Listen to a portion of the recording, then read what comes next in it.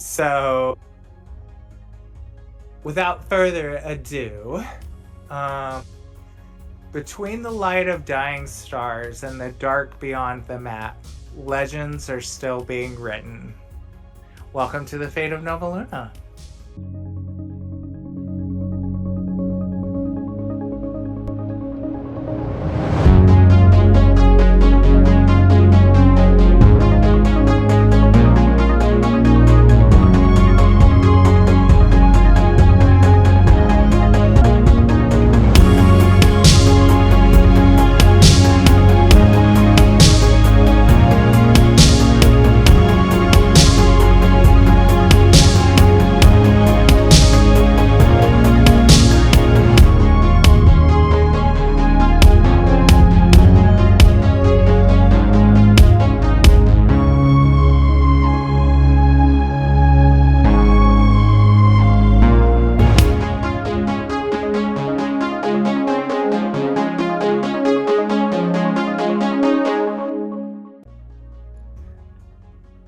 Last time on the fate of Nova Luna, you all had completed the obstacle course as part of your orientation tasks. You had your bunk assignment where you proceeded to make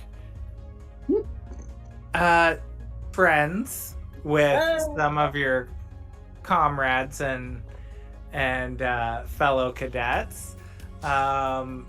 And enemy of one, Alara, who had a lot to say about where she slept. And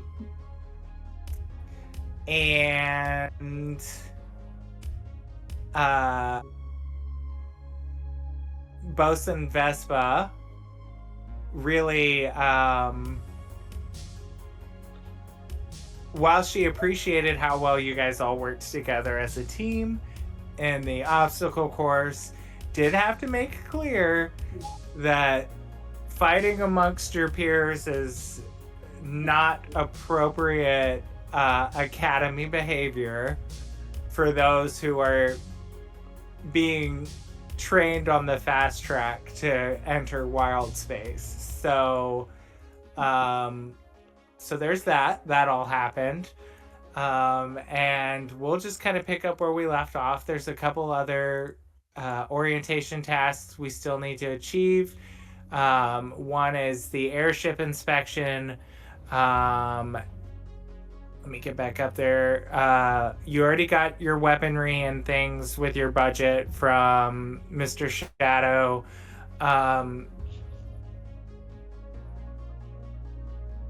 And there'll also be some basic training you need to do. And then, like I said, the spelljamming ship inspection. As well as any other downtime things you guys want to explore and do.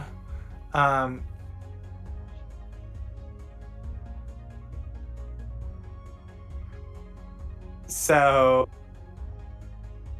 without further ado,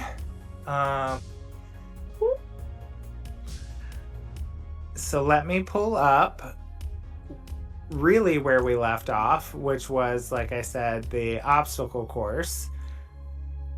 And we can kind of discuss amongst ourselves where we want to go from there.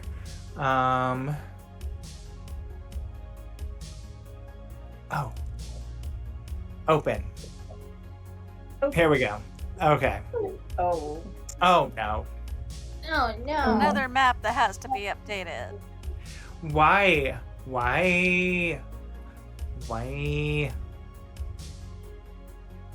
me try this again.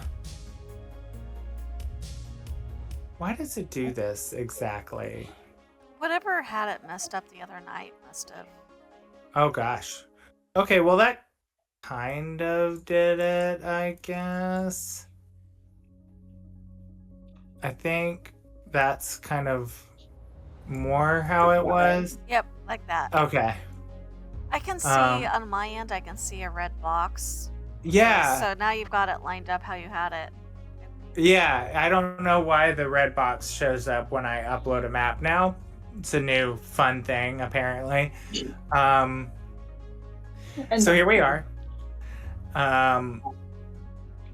Like I said, Vespa had spoken to you all. She was there with a few of the other commanders and members of Nova Chorus. They were watching you navigate the obstacle course. They were super impressed with your teamwork, particularly dragging Ed through the laser gamut at the beginning, and going back for her, risking yourself to go back for her,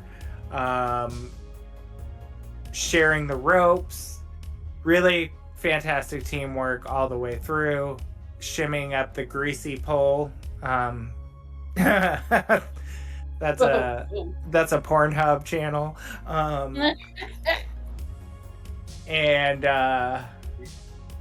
succeeding. So let's get started.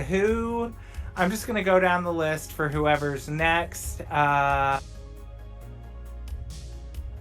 Hopefully my list is the same as you guys, but Omar, it looks like you're next on my list. Next for what? Just opening dialogue. Well, in that case, I need a nap.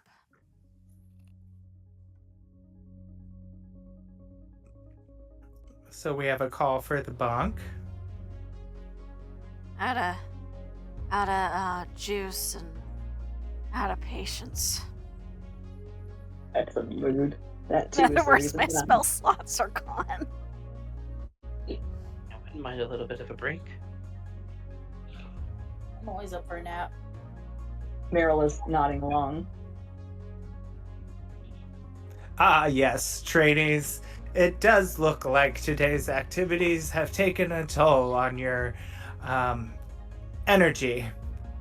How about we put a pause on any additional orientation tasks for today, and you return to the bunks, and we'll start fresh tomorrow.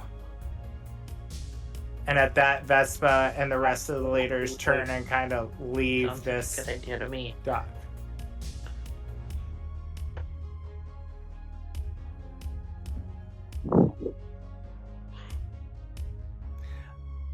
And so, all good for the bunks then? Yeah. Sounds like My it. vote. Sleepy time. Living out my real world fantasies in D&D. Do something Right. and have a nap. Right? Task complete. Nap time.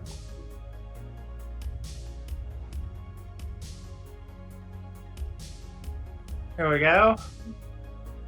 And these people we will just take off. Goodbye, people. Goodbye, people.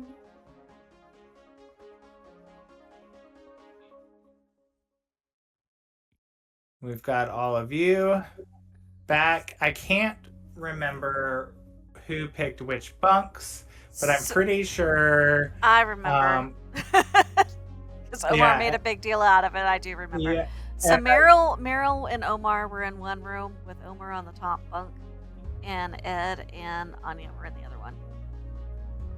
and Alara and her people. The Were- so the bratty girl and the girl we liked were both in here, and then Mhm. the other two were over in here.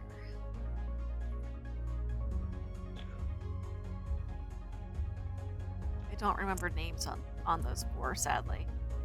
But I know the one girl we felt sorry for and wanted to rescue, which is what started the whole fight to begin with. It was indeed. So I believe it was Sierra was That's it. Valara's friend. So Sierra and Alara are also in their bunks. And then Duncan and Zelka shared another bunk.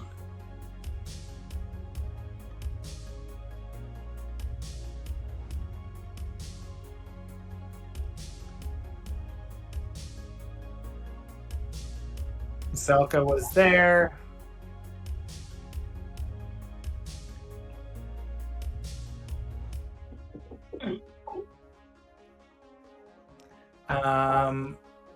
Okay. Woot. Come Porvin didn't show up. Here we go. There's Duncan. All right. So, you guys have returned to your bunks for the night.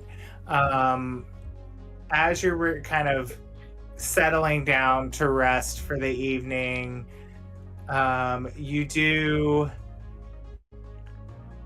hear. Let me roll my d20. Ah!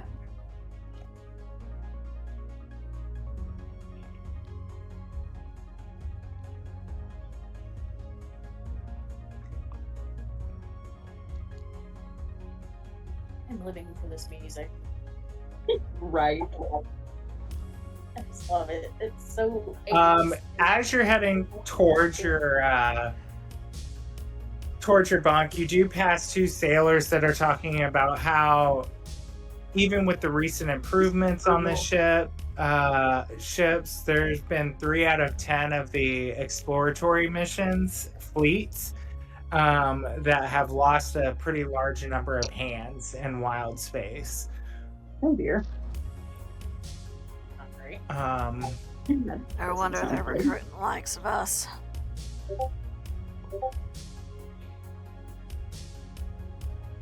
Literal hands or people?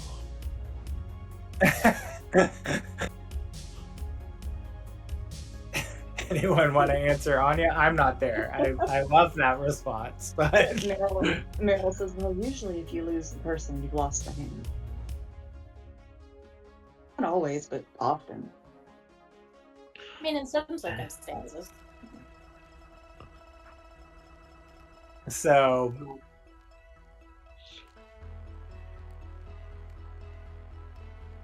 that being said, you guys, enter your bunks. There's still some time left in the night, in the evening. It's relatively early, let's say like 5 p.m.-ish.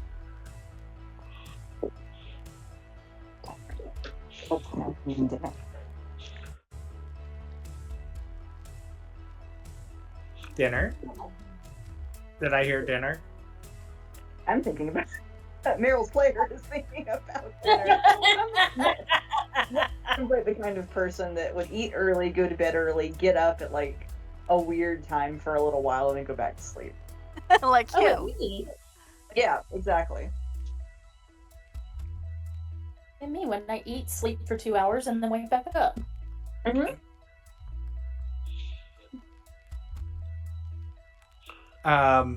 So we have a few options.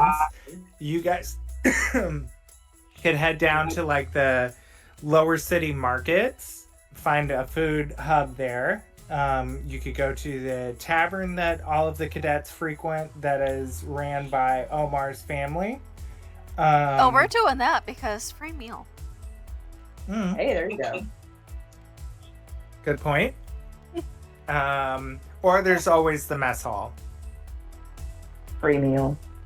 I mean, why am I gonna go eat grub that somebody else messed up when we can go back to my own kitchen and I can make something I know was good? When we can eat something that you messed up? Meryl, Touche. She's got a straight face, but just barely. I don't recall you ever complaining about my cooking. And then she does laugh.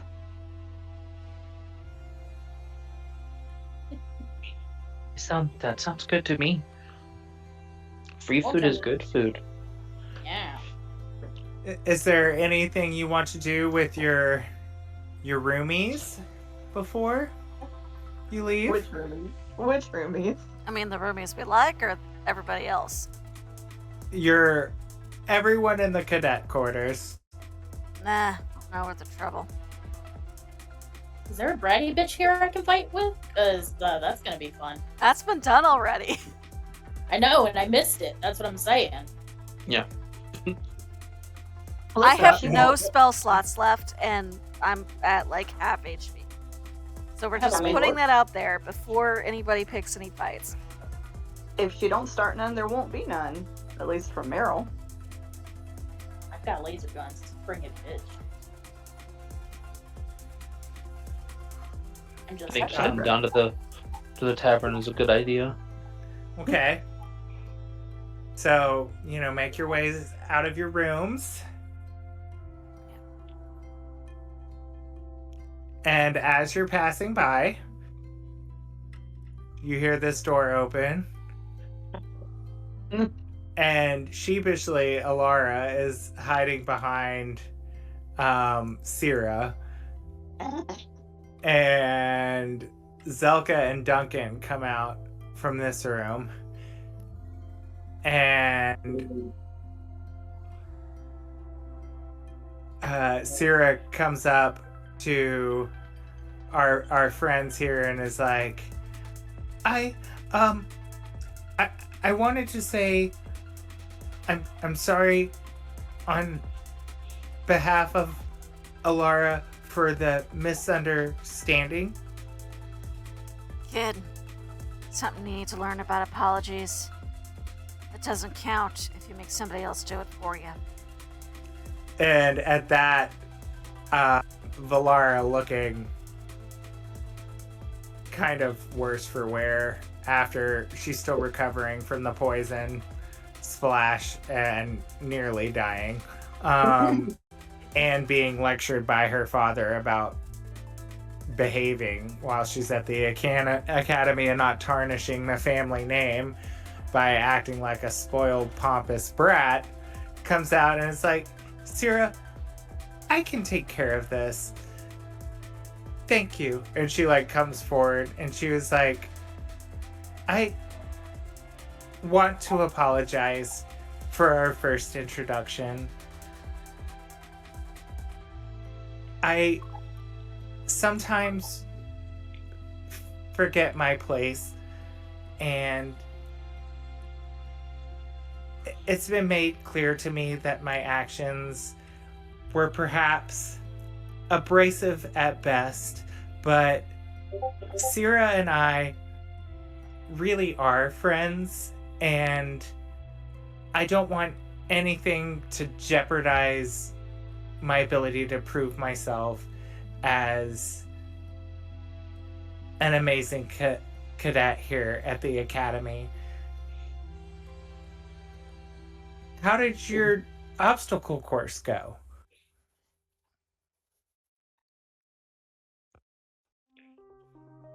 Omar's kind of looking over at Meryl to see how she's taking it, and then looking over Meryl- on. Was pretty straight faced. Can I do a quick insight check to see how genuine Ilara is being? Sure. Roll my fancy crystal dice, so that's Yes, your fancy crystal dice is. that's a 16. Yeah, she's truthful, but you can tell that this is super hard for her. There's definitely a pride aspect. She's getting kind of flush. She's looking at her feet a lot. She's not used to having to apologize to people for her behavior, and that's apparent. It's funny, as you notice that Zelka steps in and she's like, what Valara is trying to say is just sorry. She's really not good at this sort of thing. You don't have It's to a be thing good that at they- apologizing. You just have to mean it. And Meryl will actually walk over and put a hand on Ilara's shoulder. You're still pretty young. You'll learn a lot of these things. But I am proud of you for apologizing. At that, Valara blushes a little bit more and kind of shrugs her hand off her shoulder a little sheepishly and steps back behind Zelka and Syrah. And Duncan is like, she will learn, but it's a little bit like training a mule. I grew up on a farm. And Valara kind of kicks Duncan in the back of the leg for that, and he's like, what? It's the truth. Anyway, rumor has it that you guys kicked major ass on the obstacle course, and being that we're all in the same cadet hall together, we thought it might be a good idea to, venture out into the city and maybe get some grub. It looked like you guys were heading that way, and trust me, we all did the obstacle course our first year here, and it is no joke. So I remember being starving after I did that. Yeah, we're headed over to the Sun's Crest if you want to come. The Sun's Crest. And then the realization comes to Duncan. He's like, wait a second. The Sun's Crest. Hang on a second. That's your family, isn't it? Yeah, might be married to the owner. What of it? I knew you looked familiar. I've spent more than a few hungover mornings and quite a few late nights at that tavern. It's a great place, and the food is, well, it's way better than the mess hall. I like you. Omar seems very, very pleased at the compliment to the food. Ed perks up, like, drinking partner? And off the record, he says, drinking partner for sure. What Vespa doesn't know can't hurt her. Just be ready to train tomorrow. Fist pump. Yeah. Ed, I'm covering your meal, not covering your drinks. Making that clear. Don't have to. Got my Got own. Alex on the map. Oh, yes, let me do that. So I'll have my high if I give away free drinks. Meal is different. Was it Duncan that was the drinking partner? Yep. Ed pulls opens her jacket a little bit and shows a little bit of a flask. Over to Duncan. Even more so, what Vespa doesn't know gets hidden under your cot mattress, so it's not caught by room inspection.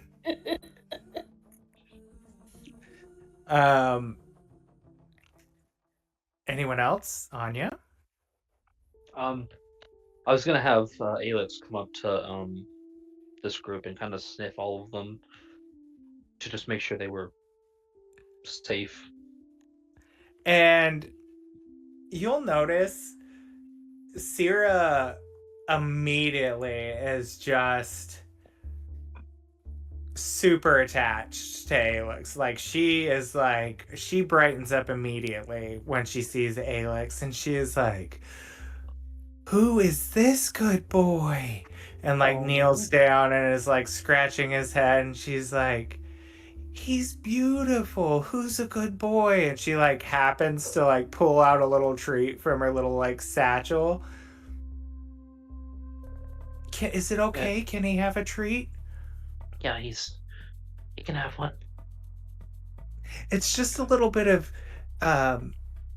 dried Nerubian husk. It's fine.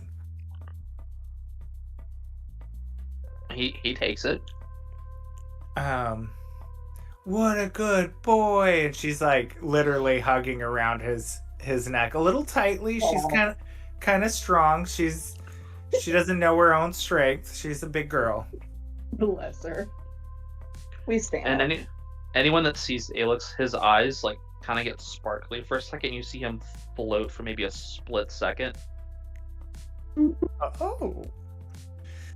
Why don't you guys roll me a perception and see if anyone notices that? All of us? Sure. Anyone that was looking, watching the exchange. I mean, Omar's kind of probably right on eye level for that whole thing. Ooh, He's Meryl got small. a 25. Meryl perceives. 18 for Omar. Wow. 19 for my gang. So everyone notices. Everyone has noticed the Ed, glowing dot. what did you roll?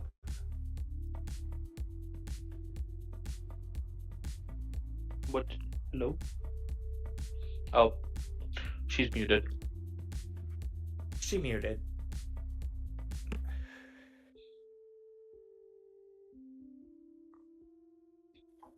Sorry. No, you're not, liar. Look. You're pooping. Did you- It's okay. Did you notice? What happened? What? Oh, Sorry. roll a perception. Oh, that I can do. I'm real good with that. Maybe. I shall perceive very well. 13. I shall Okay, not yeah. perceive very well. It Look. was pretty easy to see a dog floating, especially with how close you guys are, even if it was just for a second. Everyone notices. Sierra seems wildly even more impressed by this. She was like, I don't know that I've ever seen a dog do that before. And she like scratches Alex between the ears. It's quite magical. One actually comes up to Alex and looks at him for a minute and rubs his head and kind of looks a little confused. Like she wasn't fully expecting that. Oh. I'm sure it's fine. Yeah, maybe he's a little gassy. Yeah, that'll do it. I mean, that's what I do when I'm gassy. So you guys head to the tavern, right? Mm-hmm. All right.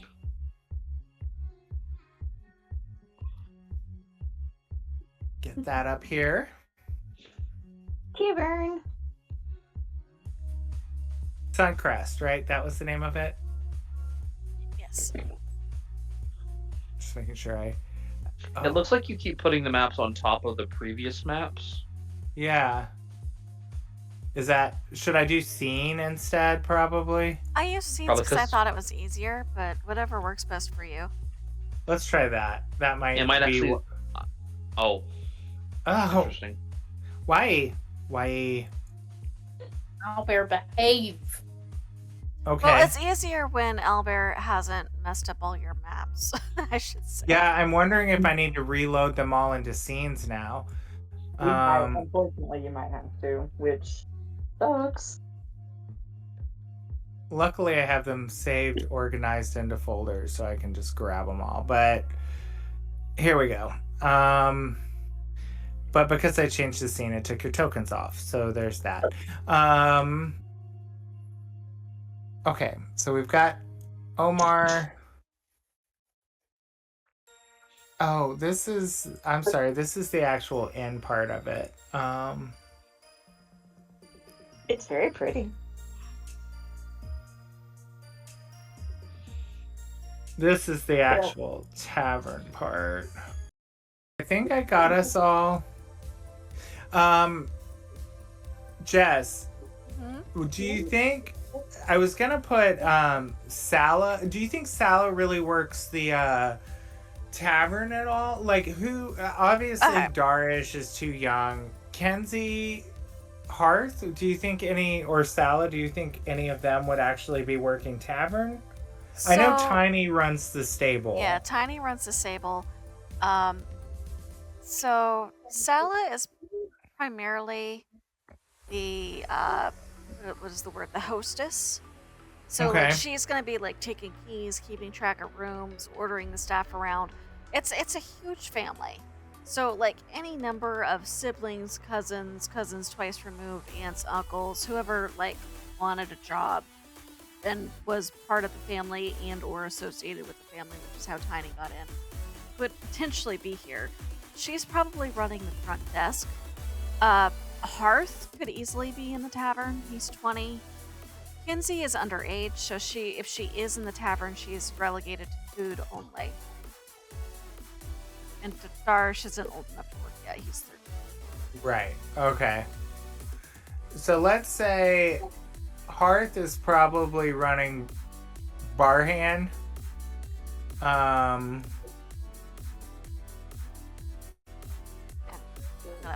Just because Omar is smaller, and if I make there we go.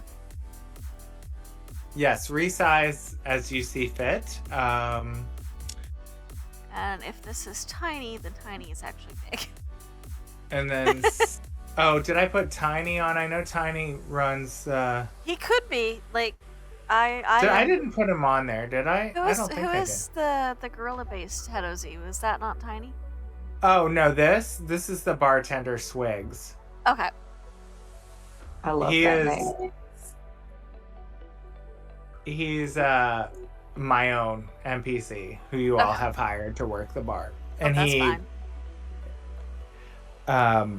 And then Sala, I put here. She'll be, walking people to, going around, tidying up, maybe, running orders, whatever, being a hostess, like filling in gaps as needed, being a friendly face. Let me make him, because I messed up the size. Let me make him the same size as everybody else again. This music kind of reminds me of Tenchi Muyo a little bit. I kind of love Does, totally. It's got so much nostalgia. I wanted to make a map for the Jazz Lounge, which I will do eventually, but so if we're ready, we're at the tavern. You will notice, did I get rid of that? Okay, good. I wanted to make sure I took that space station map off of there so it wasn't obstructing the view of the beautiful tavern. So we've got Sala sort of hostessing, walking around, helping people to their tables, finding open bar tops, wiping things down. Behind the bar, you'll see a big Hadozi with like a cybernetic hand and an like cybernetic eye patch. Think a la kind of Mad Eye Moody-esque, where this like digitized eye sort of roaming around, looking at the room independently of what his real eye is doing. You've got Hearth. He's young-ish, but old enough to work there at the tavern for the family. He's being like a bar hand to Swigs, bussing, getting fresh ice, refreshing some of the cold drinks, bringing racks of clean glasses, bar hand stuff. You'll see a row of different intergalactic space games. Think like pinball machines, but futuristic, like shooting little like holographic laser balls around, and like some like lottery sort of style games. There is a full menu, which you'll see there's kind of a long bar in the back. It does exit to like a jazz lounge. I apologize, I don't have a map for it yet, so theater of the mind that. But there is an attached jazz lounge with performers nightly.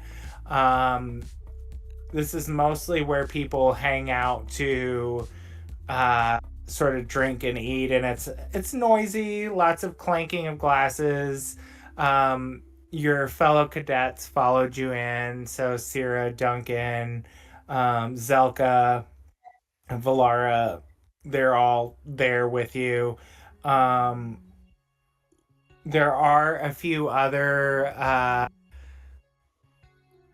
people from the academy that you don't really recognize. Just imagine blank faces. They're just some other people in cadet uniforms of not a whole lot of importance. You do see Poto, who is kind of a higher up. He's there. And you'll notice two tiny gnome kind of uptight characters sitting at these bar stools together. They look very similar in behavior. So they're there, and you've got Poto, who you would know from coming in and sort of reprimanding you all after fighting with Valara, but he also is pretty prominent with Vespa and discussing things. So he's here at this bar stool. So here you are. You're there. Sala walks up and she walks up to Omar and is like, "You look a little old to be a student. Are you new here?" Rude. Sorry. I was not expecting that.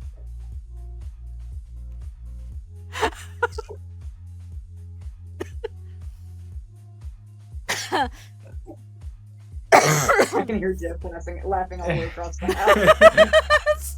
It's not helping. I was almost over it, and then you said that.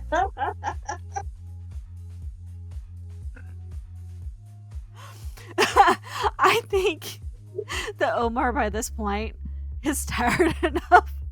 He's just gonna sweep her in a big hug. Her sigh for sore eyes.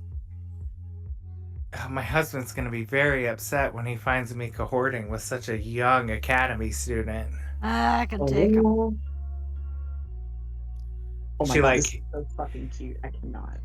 She kind of kisses him on the top of the head, and she's like, I've missed you around the house lately, but I think it's been good for the kids. Look at Hearth. And she signals to him. I think he likes to imagine himself the man of the house now. As long as he's being responsible about it, it'll be good for him, I think. I think it's just what he needed. And I can keep an eye on him here and make sure he stays out of trouble. So, who are your friends? You're quite the social butterfly, Omar. I'm the dorm grandpa, for being honest. Well, I don't find that a curmudgeon like you being very surprising, but introduce me. So, would she already know Anya? She would know Pomerol for sure. Probably Ed. Yeah, I think probably Ed in passing. I don't know that they've formally met, but she's definitely been around the school. She's seen them cater different events. So, Meryl definitely, I think. Anya's been very much out of the spotlight. So, before the mishap, none of them, Anya would not have known any of these people, really. Okay. So, no, Meryl. That one said she'll eat anything. Make sure you put something good on her plate because I don't want her getting sick. Do I put anything bad on people's plates? You know what I mean? Make sure she doesn't help herself. Noted. She's scribbling down she's taking orders. One of everything for Ed. Ed looks very pleased. And he goes, Anya and... I'm sorry, I just blanked on the name of the dog. Alex. Alex, thank you. I want to call him Ajax for some reason, and I know that's wrong. He goes, and, Alex, and we'll want to keep a jar of treats if I don't remember where we put the jar of treats. They'll be around probably. So we'll want to keep treats on hand because says one of the smartest pups I've ever met. Well, and she signals to Captain Whiskers, this half robotic cat over here. Can I ping this?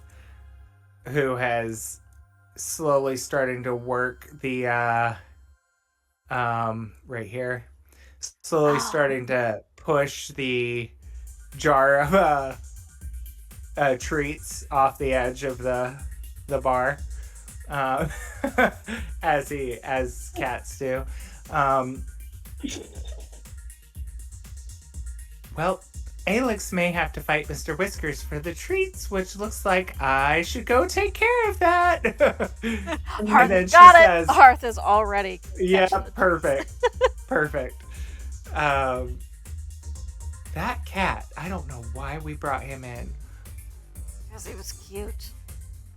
Mhm. And At needed a least he has home. one thing going for him. Also keeps the void rats out of my stores. And then Sala would say, and you, dear, what might be appealing to your palate? I mean, I can eat pretty much anything. Well, yes, I imagine, but is there something that I know you all have been working so hard, and trust me, I know what the cadet food is like. Vespa doesn't allow us to provide the food for the cadets when they're there on a regular basis. So, if there's anything you're have a particular hankering for, I am happy to whip it up in the kitchen for you. And is it Alex? And she scratches his head. Yes, that's Alex. He's my pup. I mean, anything high in calories. Anything high in calories. Well, that shouldn't be a problem. That's everything on the menu. I just, basically being a giant amoeba. Well, I wouldn't say giant. You look quite fit. And she squeezes Anya's arm a little. It's like squelch, squelch.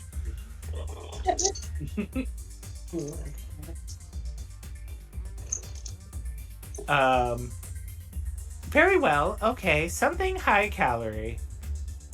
And then these four room down the hall from us, and he'll go to the Duncan and Sierra, and I'm really bad with names. I'm so sorry. Zelka and Valara. Thank you. Oh, I'm sorry. I keep calling her Ilara. She be Illin. Her name is Valara. She be villain with a V. Yeah, I wanted to say Alar with an A, so thank you. Somewhere between all of us, we'll get it right. Right. Oh, at Eventually. least they're not all E names. Listen, To keep be it on. fair, it's also been a couple weeks since we got the chance to play. True. You want a hand in the kitchen? And he's given her these please let me back in my own kitchen puppy dog eyes. And Sala's like, oh no, dear, I want you to be able to socialize in this newfound life. And honestly, you look dashing in that cadet outfit. Red might not be your color, but Everyone keeps saying nonetheless. that. I've got white fur. What about white fur does not go with red? It is drastic. And then so she'll come over here to Valara and Duncan, and she's like, I trust that you all are making fast friends with these four fine individuals here.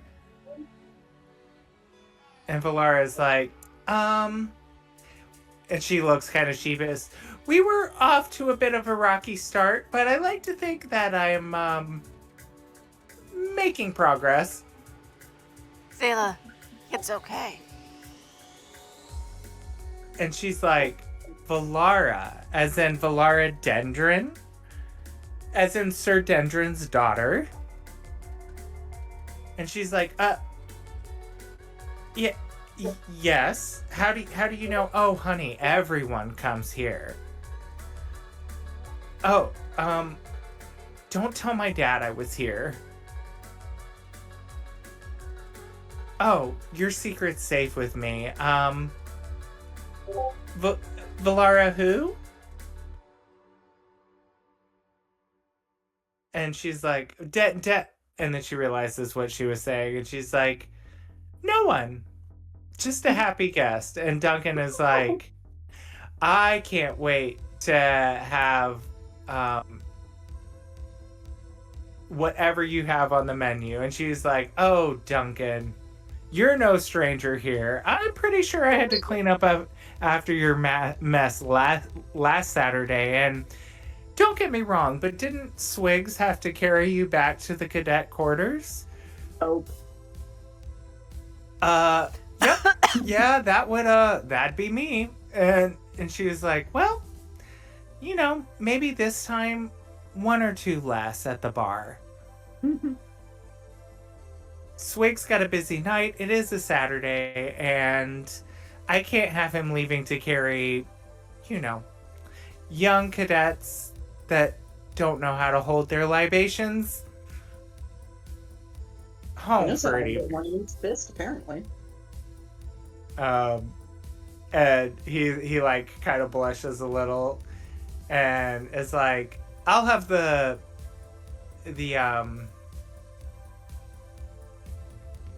drow burger, please. And with real drow. Okay, drow burger. And do you want that with the dill bread? No, the olive and apricot, please. Perfect. Got it. What are we cooking in this kitchen? Oh, what in the pregnancy craving? And and then Sierra's like, ooh, I haven't had a good burger in a while, but I think I'm gonna go with the tavern steak. And she's like, and 1 tavern steak, that is a house specialty. And Zelka will say, ooh, tavern steak, I definitely want 1 of those. And would you like that with the side of the fried steelhead rations? Yes, please. So they all head back. They find a spot at this big table with everyone. Except for Duncan. He's going to hang out at the bar. He's going to eat at the bar. And you hear these 2 gnomes here speaking in hushed whispers. We can hardly be expected to anticipate everything that comes onto the loading dock. I mean, how could one honestly think that we would find cargo stashed away like that in a shipment full of medical supplies? It was 1 tiny box. Just 1 itty bitty box. And carry on. Omar has 100% snuck back into his kitchen. I think Meryl has probably kind of gone to sit right about here. She is eavesdropping, and probably not great at hiding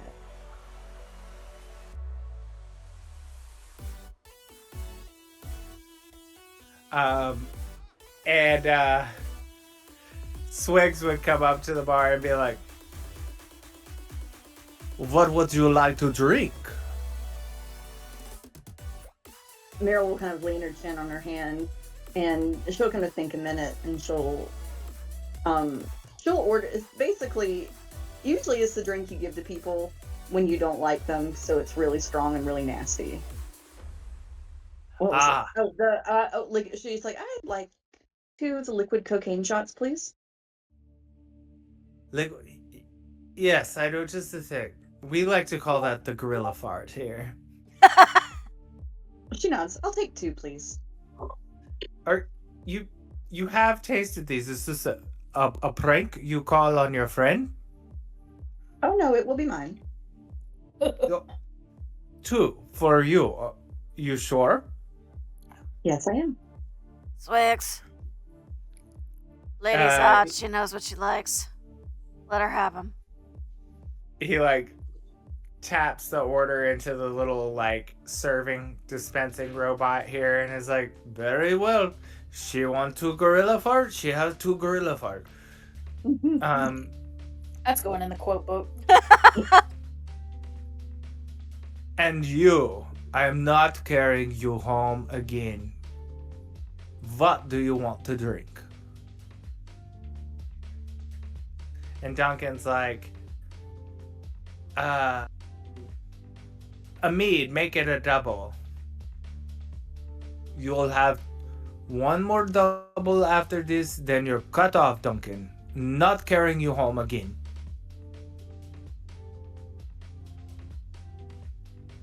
And he like taps in a double, and then he already knows what these two gnomes want. He like gets like a fishbowl bowl that literally has like some alien like tentacly fish swimming around in the bottom.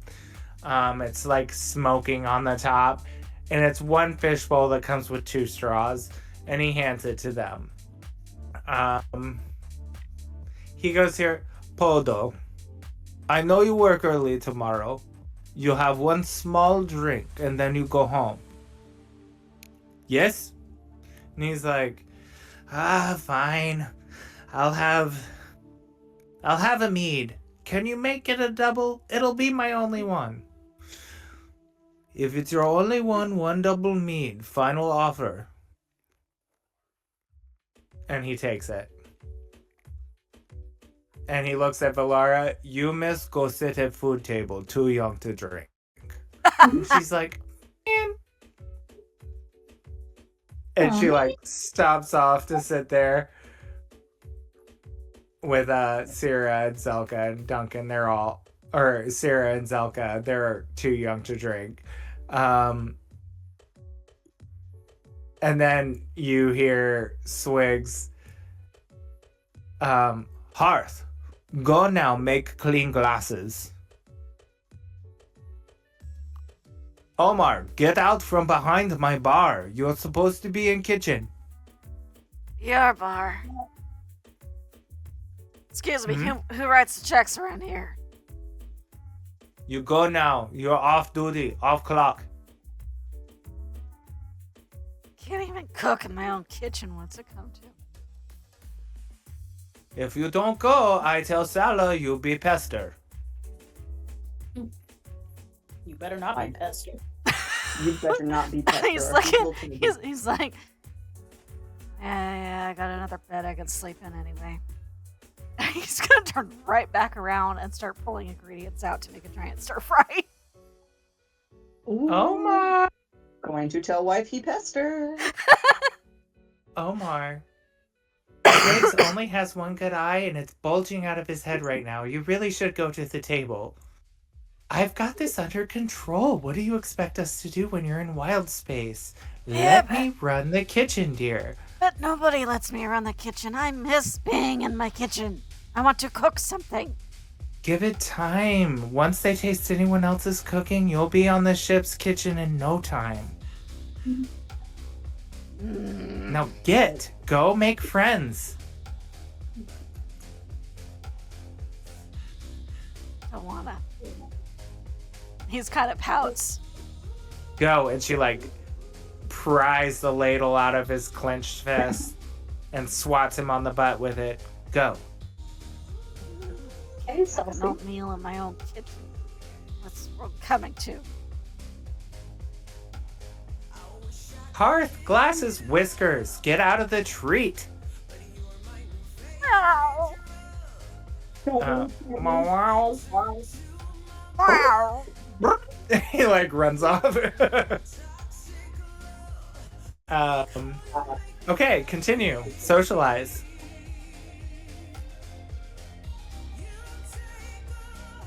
I'm finishing my pizza, so I don't eat. It's chew and talk.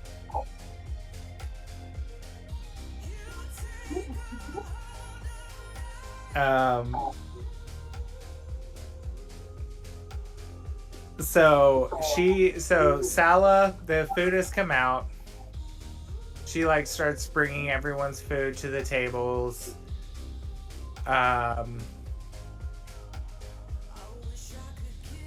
And dropping it off drinks, like for those that can't have alcoholic beverages.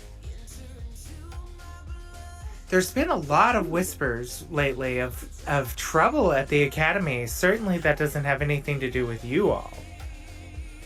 You know how big the academy is? How much trouble can we cause? Meryl knocks back both of the monkey fart shot, gorilla fart shots, like one after the other, and does like a little flip with each shot glass so that it lands top down on the bar after it's empty. We don't cause any kind of trouble. We don't start trouble. This one actually likes the gorilla farts. We're taking it easy tonight. I like her. Meryl gives him a grin and like a little eyebrow raise. He like, this one's on the house, fine lady. And he like slides another gorilla fart down the bar to her. Where she looks so pleased. And yeah, keep going. Carry on. Sorry, don't want to steamroll role playing here. I think Meryl is still trying to listen in on she finally kind of has reached the limit of being subtle, and she sort of leans over to them and she says, "What happened with the medical transport? Well, or the medical cargo?" Strictly off the record, it appears, and you hear the other one go, Chamber, we're not supposed to talk about military operations off base. Anyone could be listening. Yes, well, she is in a cadet uniform, and it does potentially put them all in danger. This is outside of our jurisdiction. We must not speak to her about it.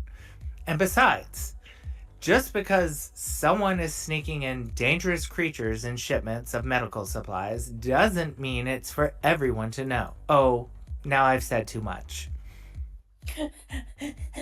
Meryl will kind of, now that she's had 3 gorilla shots, she leans her chin on her hand again and kind of leans over a little bit, and she goes, "Dangerous creatures, well, it does so happen that I am a druid." Oh, well, yes, well, it's been taken care of. Certainly the Academy's no stranger to dangerous creatures finding their way on board, whether they've been captured on a mission to be studied or escaped research products. We've definitely run the gamut of code violations. It is part of, well, the work we do here. What's more concerning is that Chamber, never mind. Oh. And she'll sort of look at Chamber and she'll say, "What is so concerning?" And Bullet says, Chamber, see, you have to know when to stop talking. How are we going to explain that a new cadet knows about the graffiti? Oh, I've said too much. Meryl just kind of grins a little bit and she says, "You know, I pick up all kinds of gossip because people often think I'm not listening, so I'm telling them where I got it from." Well, we keep finding graffiti on different parts of the ship, different shipments. Something about Rex lives. Long live Rex. Not sure what it means. Interesting.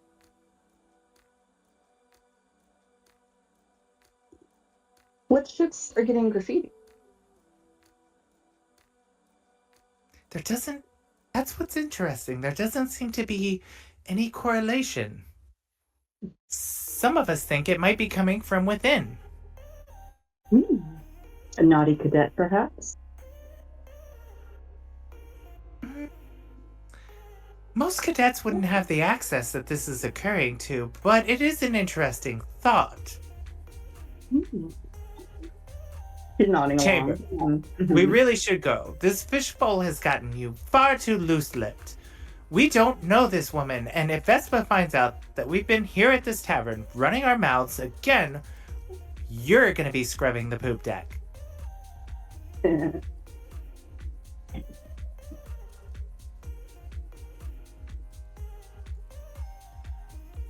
Meryl just kind of leans back and considers what she has learned. She's gonna tell the others, but not right in front of them. And Swigs leans in, and he was like, "If you ask me, it has to do with prophecy." I just thought about this prophecy. Oh, you know, it's all word of mouth, scary nighttime stories parents tell children before bed. Nobody thinks it's true, but I've seen things, you know, these wrecks could be dangerous. Sort of rats. Are we talking about?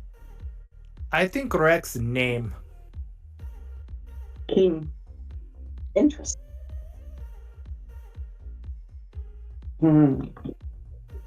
Meryl just kind of nods thoughtfully. But if you want to know more of prophecy, you definitely speak to Oracle. Might have to do that. Mr. Shadow, he may know some, but his memories got jumbled after last battle, and Vespa just restored his data with fights and maps and boring Novacore information, so limited at best.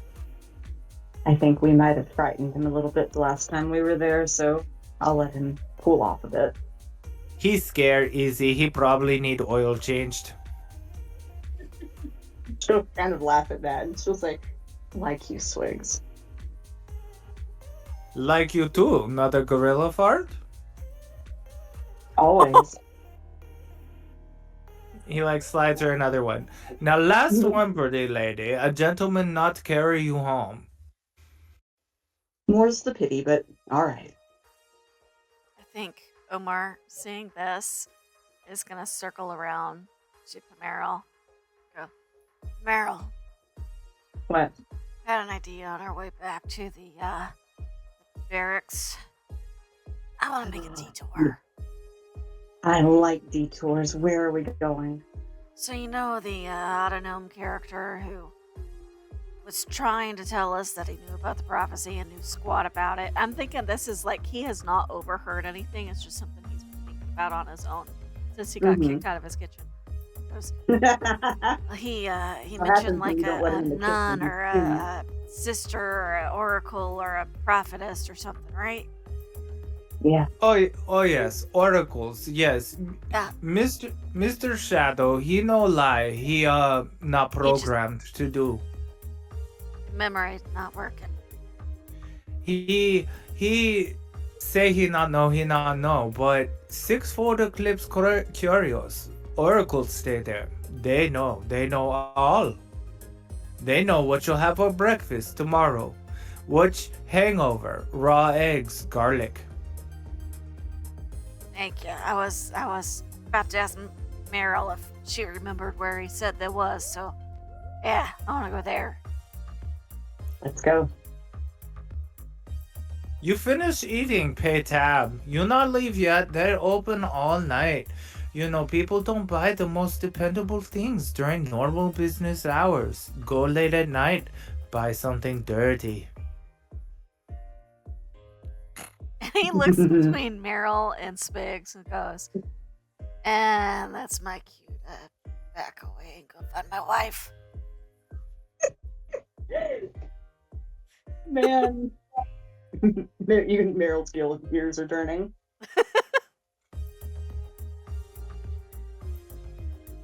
Now I've said too much. I talk like Chamber of Bullet after one fishbowl. She'll pay her tab and stand up and give Swigs a little wink and says, "You should come see my mushrooms one day." Oh my god. Yeah, no problem. I fun guy. And she'll kind of go, "So I do like fun guys," and give him a little wink and then walk off to the others. Ah, Meryl picking up the bartender. With the bartender picking up her the way that was going, actually. I think it's a mutual picking. Yeah, I was gonna say, I think it's going both ways. I think he started it, is what I meant. He's definitely watching her walk away. Oh. She's putting a little swing into it. You hear him lean So- over to Duncan. Tell me more about this Pemiro. Oh, Well, you know what they say about the crazy ones. But she'll go over to Ed and say, Ed, I think we should make a detour when we leave. Oh. And she will sit down and hear Ed and very quietly relate what she learned. Ed's face kind of lights up a little bit. And she was like, sounds like we should probably make a pit stop later tonight. I mean, I am terribly drunk. I might get lost and forget what I was doing. Because, yeah, I saw you throw back 3 of those farts. I'm proud. Not as strong It as was my 4. It was 4. Thank you, Anya. Oh shit, I missed one. Even better. Meryl grins.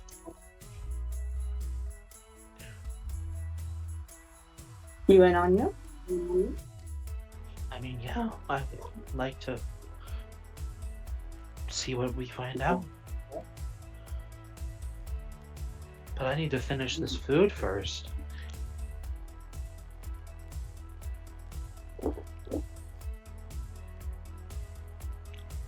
Yeah, and Shala overhears that as she's walking by. Yes, finish your food and then straight back to the barracks with you all. You need a good night's rest on a full meal so that you can test appropriately tomorrow.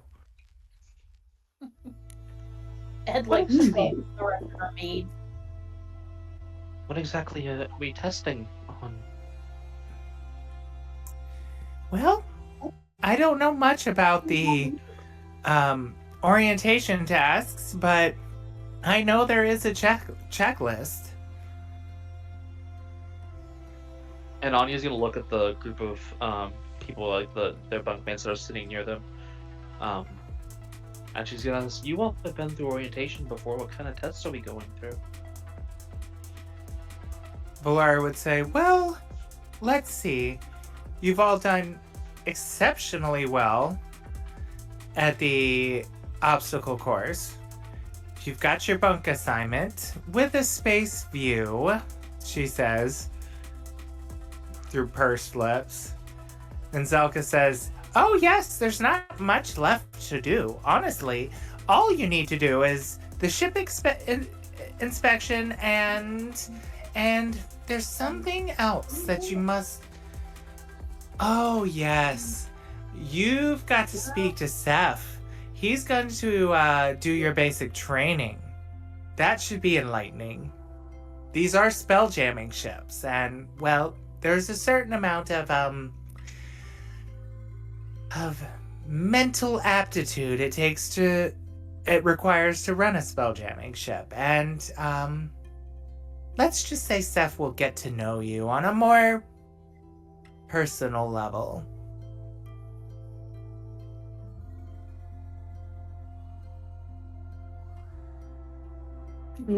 Ed the barrel and does eyebrow wiggle. Meryl returns it and then hiccups. You all do know how a spelljamming ship works, don't you? Ed looks slightly offended and is like, of course I do. Well, you have to be one with your vessel. It takes a mental and metaphysical connection that not all can achieve. As an especially strong affinity to the magics is certainly most helpful when piloting a spelljamming ship. It is how we make it across wild space safely, and from what I've heard, there's been a lot of hands that have not come back from recent missions, so if any of you excels as well as you did on the obstacle course, I would like to think that we'd be considered members of your ship. And Valara would say, yes, I hope our initial meeting doesn't sway your judgment, but it does sound that if you all are doing so well, you might need some additional hands on board, and I would like to prove myself away from my family name.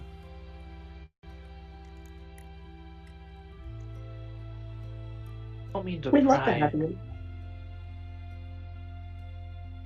What is exactly... I heard your father's name, but I don't know what he's known for.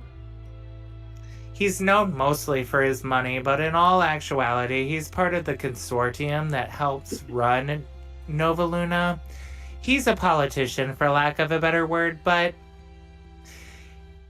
really it's his funding that is most important to Nova Corps, and he wanted to see me earn my own way. So I enrolled in the academy and am trying to prove myself out of his shadow, but that's proving really, difficult.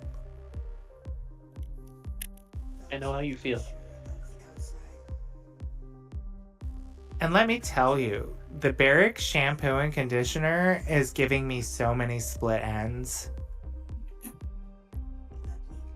Can you not buy better? We're not allowed to have it on room inspection. It's regulation only. They'll take it away. Like Ed's flask that she keeps hidden in her coat.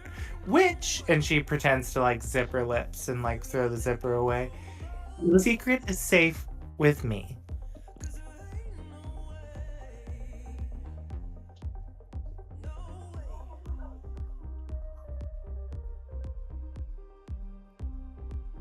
Meryl's sitting there thinking, man, I'm glad I decided not to bring my magic mushrooms. Gonna have to stick those in the powder later. We're only allowed one outfit of civvies, and other than that, we have to be in uniform, which, not to mention my split ends, but did we really have to have such strong shoulders in these outfits? I mean, who has worn shoulder pads since the second sun?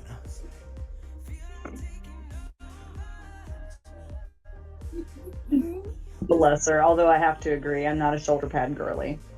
No, Yeah, I shoulder feel pads like get I feel like a cocktail waitress on an oil rig. That's so oddly specific and accurate. Right?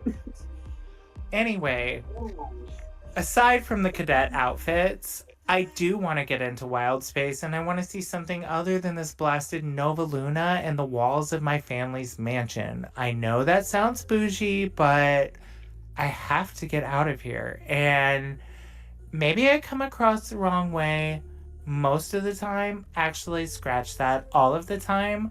But you guys are elite, and I want to be wherever you're going, because if I get stuck in these red and blue outfits for any longer, I'm gonna go crazy, and I'm gonna shave off all these split ends, and then I'm going to throw myself into the nearest airlock.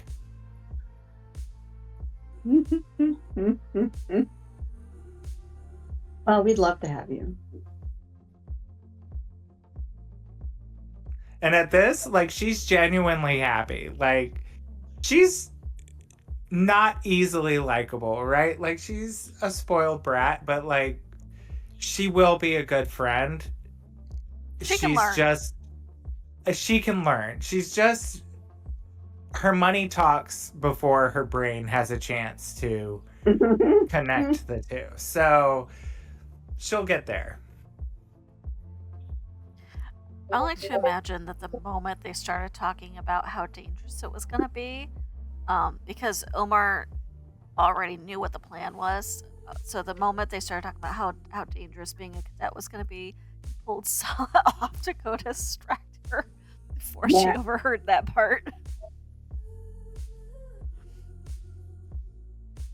She's like, why do I have the feeling, Omar, that you're trying to distract me from the conversation? Maybe because I'm trying to distract myself from having to go back to the barracks. Is it the split ends that Valara was talking about? I just want my own kitchen back. Yes. Well, your friends seem nice, and you'll get your own kitchen back eventually, but Vespa thinks this is important. And she looks around at the table and she's like, and I think they might need you. I'm just gonna miss you guys, that's it. We'll be fine. We didn't build all of this, just you and I.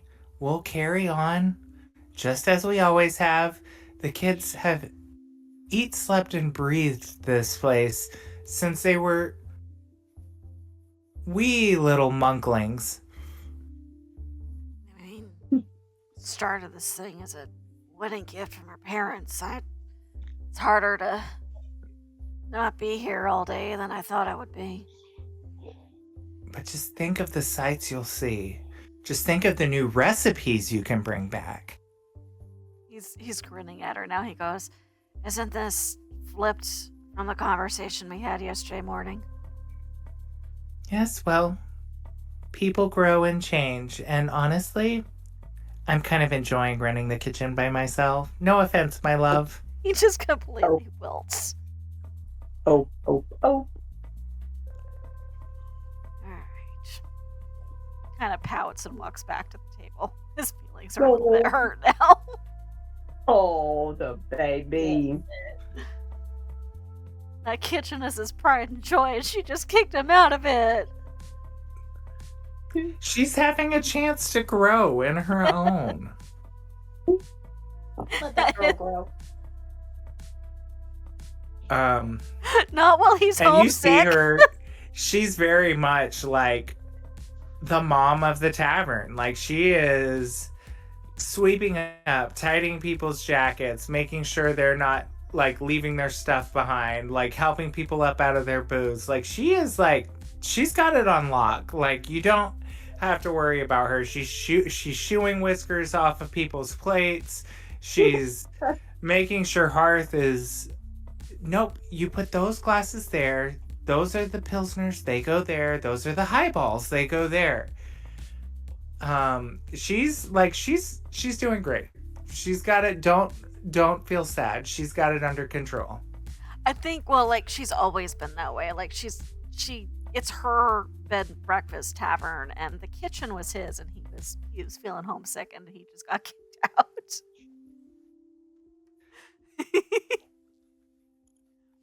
Poor guy. So So he's sulking when he sits down on the stool, and everybody sees it.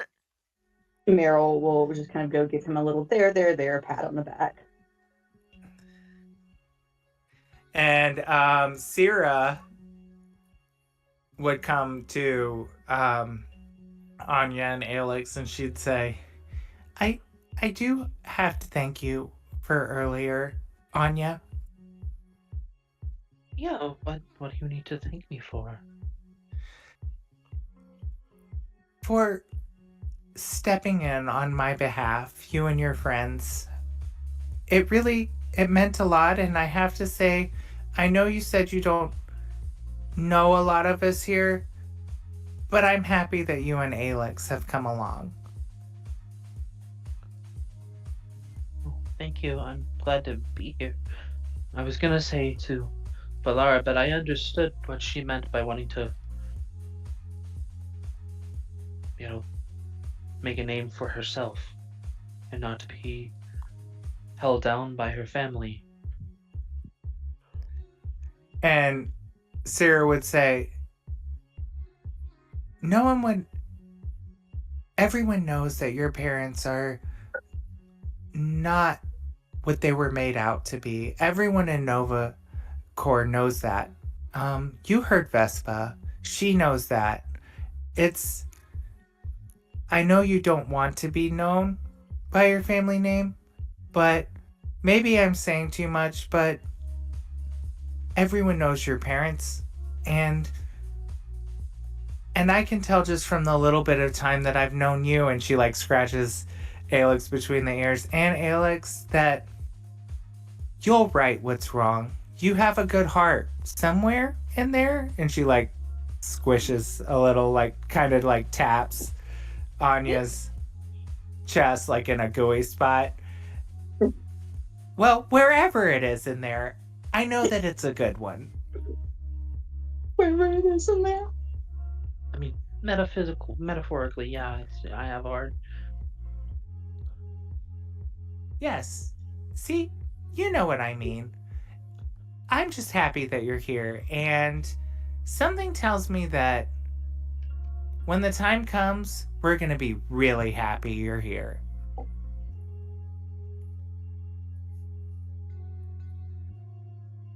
I hope so. I'm still trying to find who I am. So, We all are. Trust me, this is not what my parents wanted either. Honestly, now, and she like looks around the table, now that I think about it, all of us are here from a situation, not necessarily by choice. Even Duncan over there, who's like literally drooling on himself at the bar, even though he was told not to, she's like, he lives in his dad's shadow as a famous lieutenant of the military, like wars upon wars under his belt, and Duncan's not a fighter. I don't even know why he's here, honestly. But he's doing it because he feels this pressure to live up to his family. And Zelka, she didn't want to be a mechanic. No, she wanted to work in agriculture. But she's here too because where do you have a lot of agriculture on a space rock floating in the middle of nowhere for hundreds of years? We're all here for different reasons. But maybe we can find our reason together.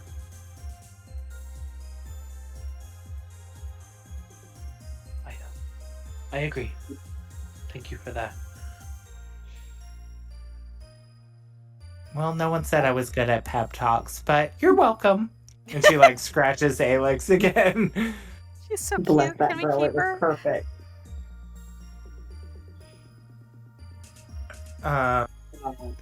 Well, it sounds like we're all going to oh gosh, now I forgot the name again. The Sixfold Curios? What was it? Something Well, like that. One moment, please. Sixfold Eclipse Curios.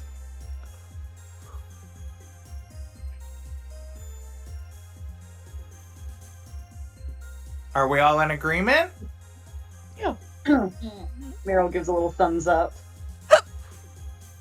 Okay, so please don't be weird, maps. I can't handle it from you if you're weird again.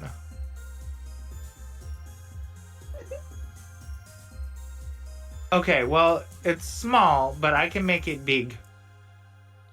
Oh wait, I should do scenes, right? I should do scenes instead of maps and it'll be better. It might be easier. Ah, Oh, there we go. more better. Okay. So you all are heading into kind of it's getting later. I'd say it's probably 10, 11 p.m. now. This is kind of a rough spot of town. You're going into the undercity of Nova Luna, which Nova Corps has a policing force that does patrol the streets frequently, eliminating riffraff. Overall, Nova Luna is peaceful, but like any major city, there's going to be some rough spots. And you guys have found yourself in sort of the questionable vendors ward. It's not far from where Mr. Shadow's armory was. While he does manage business with Nova Corps, he does business with who has the credits to pay him. So here we are. And let me get our character tokens out. We're starting down at the end of the street here. For my clarity, we have not had a long rest yet, right? You have not. Okay, making sure. And decide how much shit we can start. I know. I'm. That's what I'm. Why I'm asking is I. But don't forget, you all also... No, I'm sorry. He has passed out at the bar. Duncan did not come. He is shit-faced. But home by Zelka, Valara, Sierra, they'll all join you.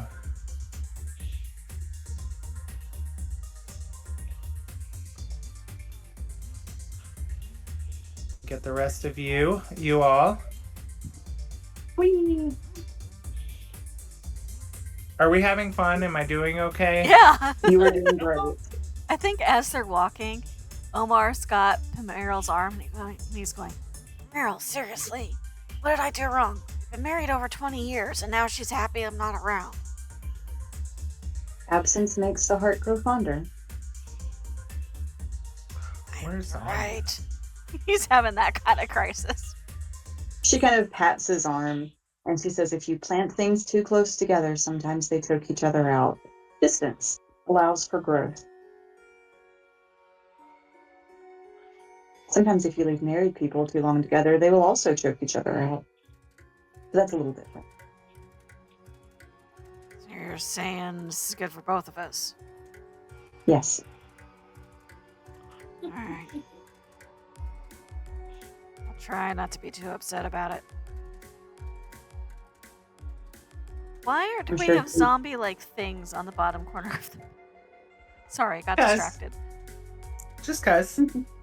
Oh, because no reason NBD. So here we are in Undercity. There's all manner of debauchery going on around you. You've got some late night food vendors open. You've got this one woman thing digging through the trash. You have this other guy standing as like kind of like a bouncer at this questionable facility's door.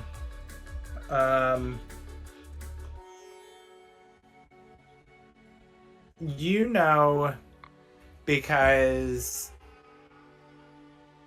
Valara knows this city well. She knows where the Oracle is. So she's like, it's just up the road this way. But like, don't make friends here unless you want an adrenaline rush, because this is how you end up on the back of a milk carton.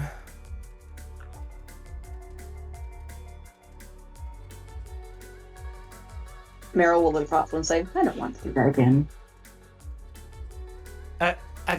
Again, never mind.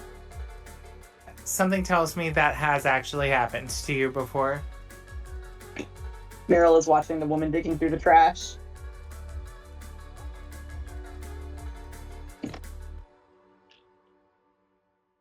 And move your tokens as you will. Talk amongst yourselves as you navigate down the street.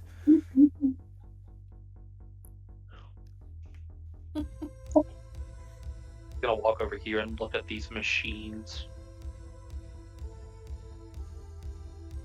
He's kind of curious. It's following. She was like, this is only gonna lead to something funny. Meryl's going to walk over to the trash where the woman is digging and she'll say, find anything good? And she's like, hey, artist, got $1? Or got a credit? Artist? Meryl will kind of look at Ed. Artist? If you don't got a credit, find your own trash can.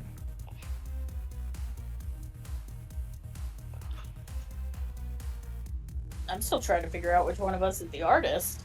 Right. Just looks baffled. Did my mic pick me up? No. Oh, okay. I said that Alex is gonna go over to these like little machines over here because he's curious with all the flashing lights. So you'll find one is like energy drinks. The other one is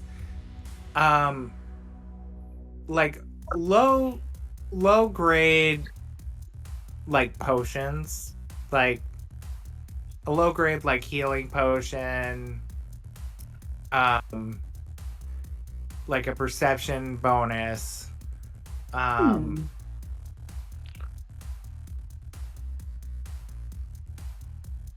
like an agility sort of buff. You can choose to spend money at that vending machine, if you'd like. I will say, if you want to give me like an insight, or let's do a knowledge arcana.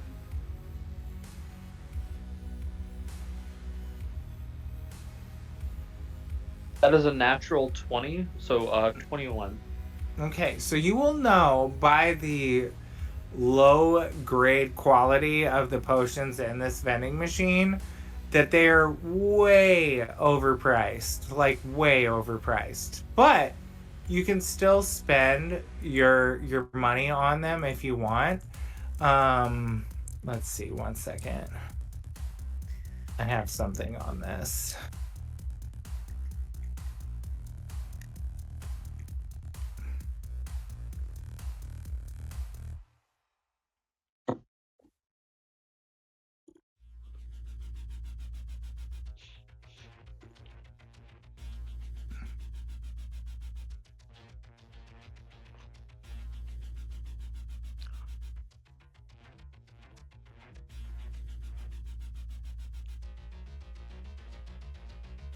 So you would know they're about like 200 gold pieces a piece, which is insane for like a +2 on each one of those stats for a roll.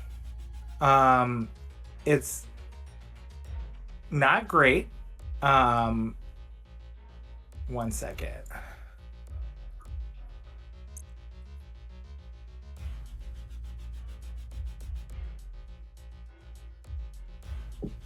I'm searching my notes here.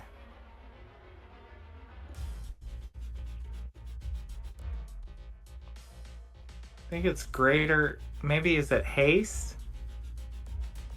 Potion of speed. That's what it was. Yeah, that sounds about right.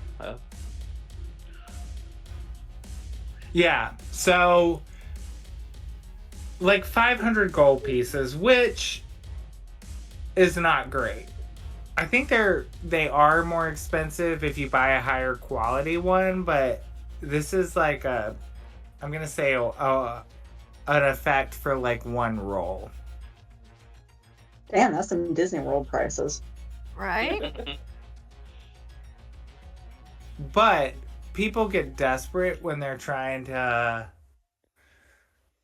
get out of the slums here, so you have people buy these potions to try to succeed at things they're doing in this part of town, to win bets and stuff that might actually spend this money.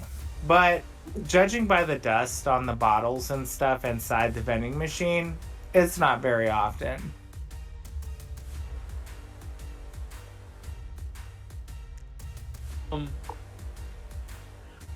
With Anya's background, kind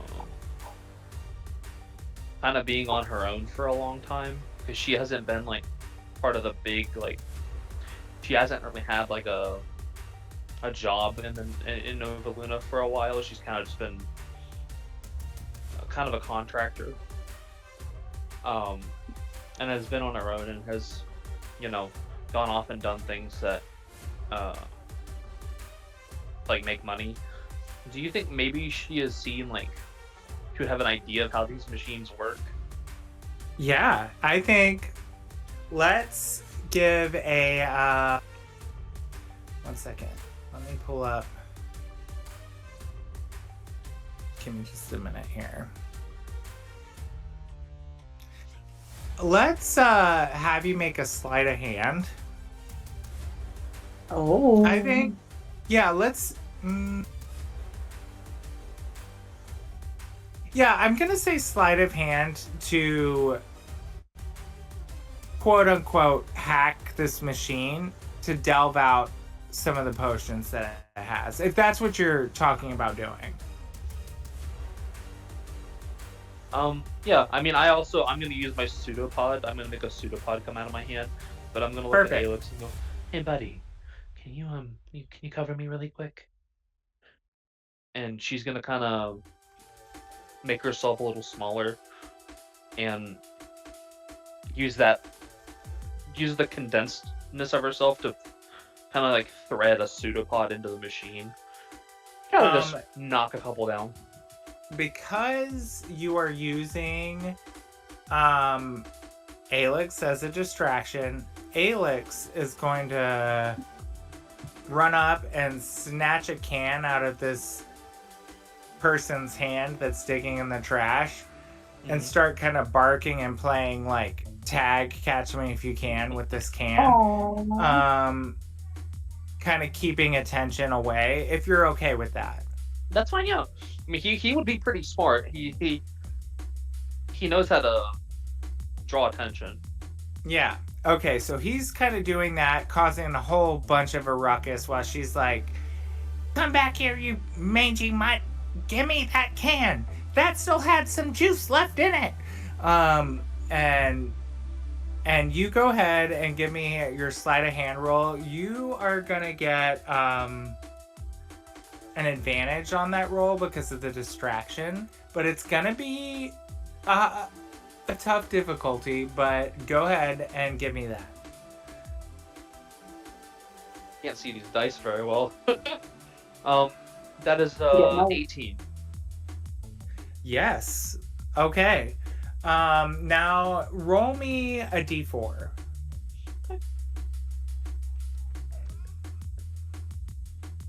That is a 3.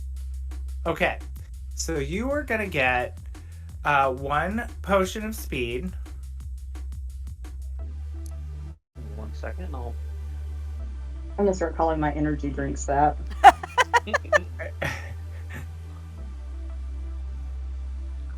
Is it the official one? Yeah. Yeah. Okay. You're gonna get 1 lesser healing potion.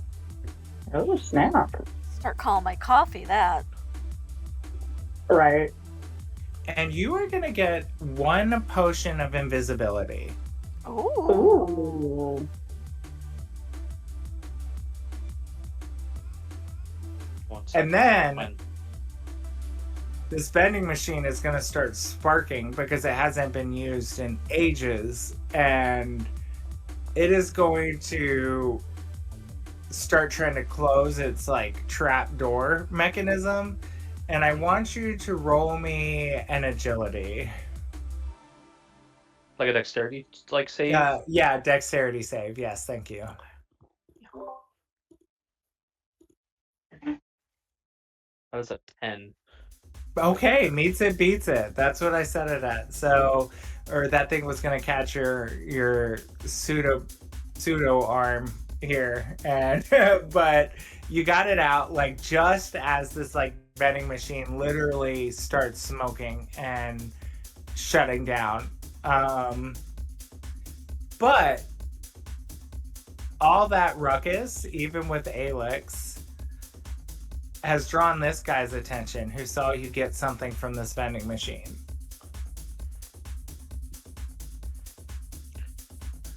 And I'm he's waiting for him like, to come up to me. "That's my vending machine. This is my block, buddy."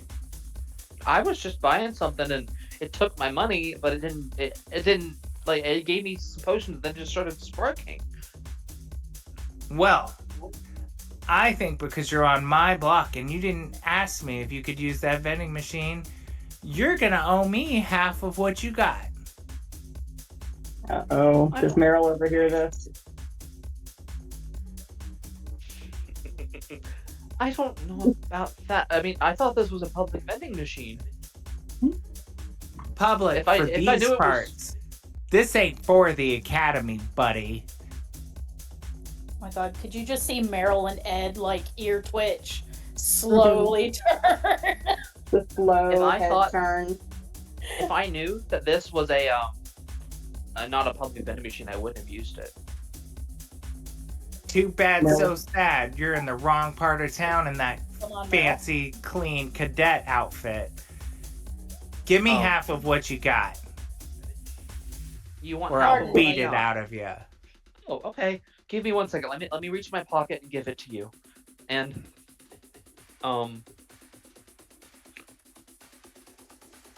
she is actually gonna kind of mumble under her breath.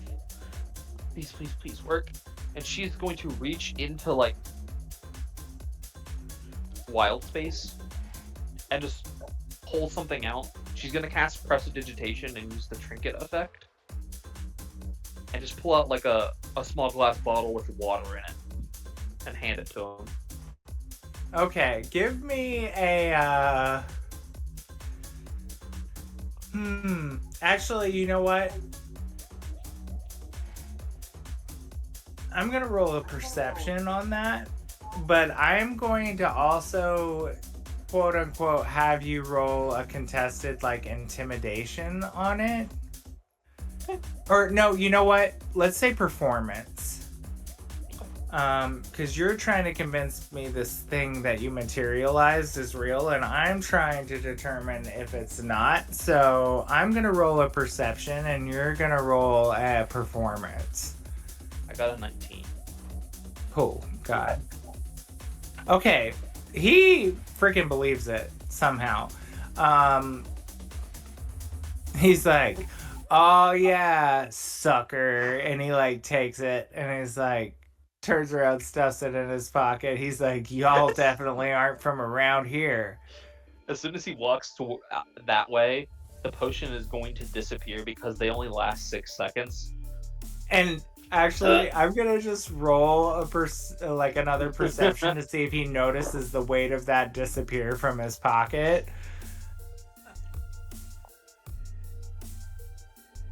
Oh, he does not. Okay, so that worked.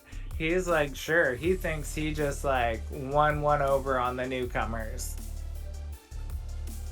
But this chick who Alex took the can from, she's pissed, and she's like, she comes up to Pam and Ed because they were at the trash can, and they were like, your stupid dog took my can that had the last drop of energy. You owe me a credit. Meryl's gonna kind of turn and look at her, and she's got her crazy eyes on. You know, there's That's a like, nicer oh way God. to ask. Oh god. And this lady, she's straight up gonna reach for one of Pam's pockets. Pam's gonna smack her in the face. Oh! Oh, Ed looks delighted. So Okay, no, maybe not in the face. I think she's gonna like push the woman back. I wouldn't do that. Shots are wearing off.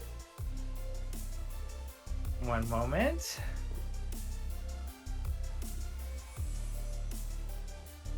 So she is going to make a dexterity saving throw on that to see if you do in fact push her off. She's all geeked out on drugs. She got a natural 20. Oh shit! So she's Uh-oh. all cranked out, and she's She got, like, she got that tweaker strength. she like dodges it, and she's pissed. And you're gonna notice that this bouncer, baby, these people giving you a hard time or what? And she's like, yeah, that stupid dog. I'm about to teach Red here a lesson. And she is gonna join in. Or he's gonna join in here. Yo, you giving my lady a hard time? You're walking over, but you're limping back, newbies. This is our parts of town. Ed reaches into her jacket and pulls out her laser pistol. And I want you guys to roll initiative. Yeah, fight. Oh fight. no, this is what I didn't want to do. This is Anya the did goal. overhear. Anya overheard these two calling her dog stupid, and she's pissed. Yep. I have no spell slots. I can't heal anybody. Anya's got a healing potion now. I need to change the character name.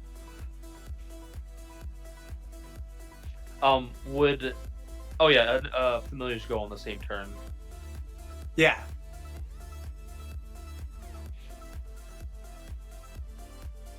I'm gonna go ahead and roll my initiative. Okay. And I'm gonna have them go on the same turn. Initial trouble starter's also gonna pop in over here. Do a little bit of a street gang.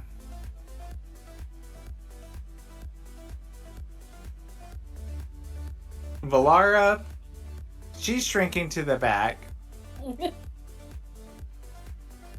Syrah behind her.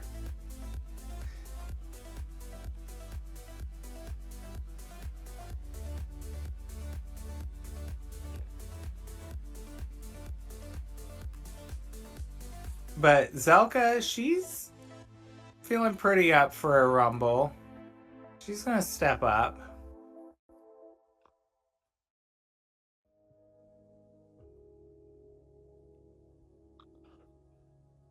Oh, let me add me to the initiative tracker here. Let's do this. I'm just now noticing the naked dead bodies in this bottom shop here. Yeah. I saw those long time ago. Oh. I just moved the frame a little bit and saw. The naked cyborg torn up bodies. Yeah, those. Mm-hmm. This is a less clean facility than Mr. Shadows. It's a little grungy, but we like it. I like a little grunge. And the piles of money on the table next door. Oh, Hey, you guys are in a good spot of town. We love this place. It feels like Super this would safe. be The a people place- are nice. I feel like this would be a place Ed would go when she's bored. Have we all rolled our initiative? Yes. I should do that. Omar, you're up. Yeah, alright. So which one of these guys actually started this? The chick did. Her. Okay. So She's the one that reached for Meryl. So he's gonna cast Vicious Mockery, which is my cantrip, which fortunately I can still do cantrips. So that's gonna be a Wisdom save. Okay. So he's going to, I only missed the smart train. He ended up on the back of the idiot wagon and fell off in dumbass ditch. Damn. Alright. She's just gonna look at him and then scowl and say, "And a ditch is where they're gonna find your body." Bitch. Oh, she got a Crazy natural Town. 20. Oh, yep, that's gonna save. So no damage for Omar. But he is gonna pull out a dagger in each hand. And that is gonna be, let's see. Do I wanna move? Can I climb up one of these light poles?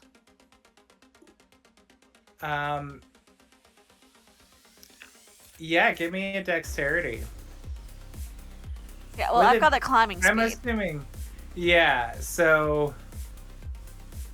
But we'll say these aren't the most structurally sound light fixtures just because of the part of town they are, but let's say a dexterity with advantage. Okay, I was gonna ask if I could do acrobatics, but Okay. instead Yeah. of straight dex. Yeah. With advantage, you said, or without Yeah. advantage? With. Yeah, just because I feel like your race would make you 17. good at this. Yeah, you got it. So then he's gonna sit on the top of the light pole at a range. Just kind of hang out there. And that's all for your turn? That's it for me. Ed, you're up. Let's see. That middle bitch started this. I mean, she's already got her pistol out, so she's gonna use it.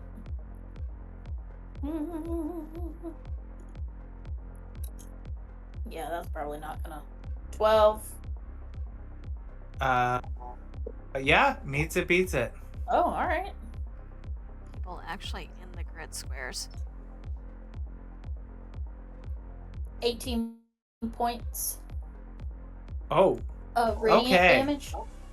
yeah. So she crumples. Like, tell me how it looks. She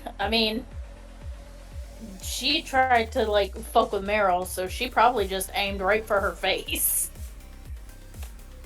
It was just, like, right in the forehead, and it's just a little hole since it's a laser pistol. And she probably just, like, eyes go blank, crumple on the ground. Perfect. Smoke is like sizzling out of the bullet hole in her head. She And glanced at the other two. and he was like, Rudy! You killed Rudy! And he is like freaking pissed. He is so mad right now. But you go ahead. Is that all for your turn? Yeah. She goes, don't start nothing, won't be nothing.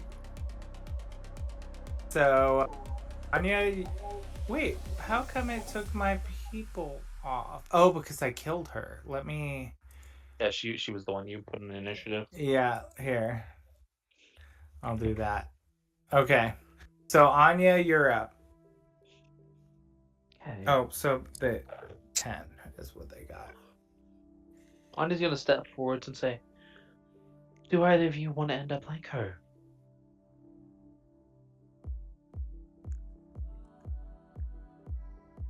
And this guy would say, you can meet her on the other side, and then I'm taking what you got from that vending machine, buddy.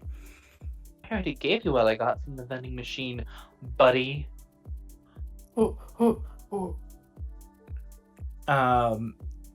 He don't care. He ain't leaving. Neither one of them is. Actually, you know what, Anya? Give me an intimidation.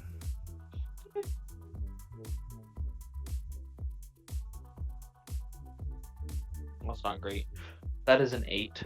No. Doesn't work. He's staying. And because I'm like slowly switching over to the class I talked to Curt about, she'll pull out her short sword and just make a swipe at him. Okay. Ouch, that's a 6. Nope. So he, like, dodges it and is like, nice try, buddy. Obviously, that cadet training isn't doing you a lot of good. Ooh, them's fun words. Mm-hmm.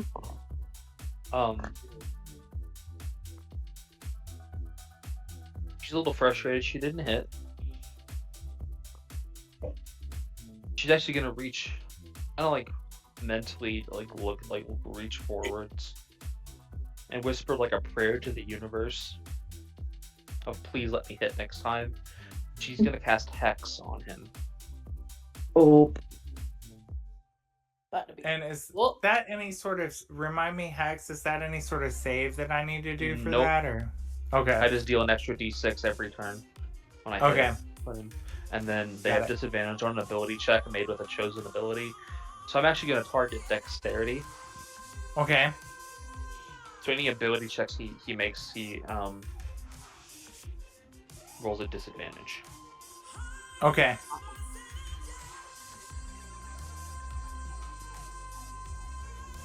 All right. So it's their turn, right? Mm-hmm. That's it for your turn on you?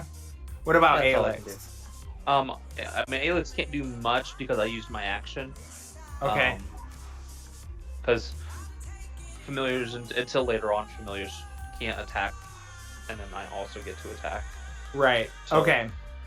But Alex Okay. is going to kind of come up behind him, kind of block him in. Okay. This guy in front of Meryl is gonna take a swing at her.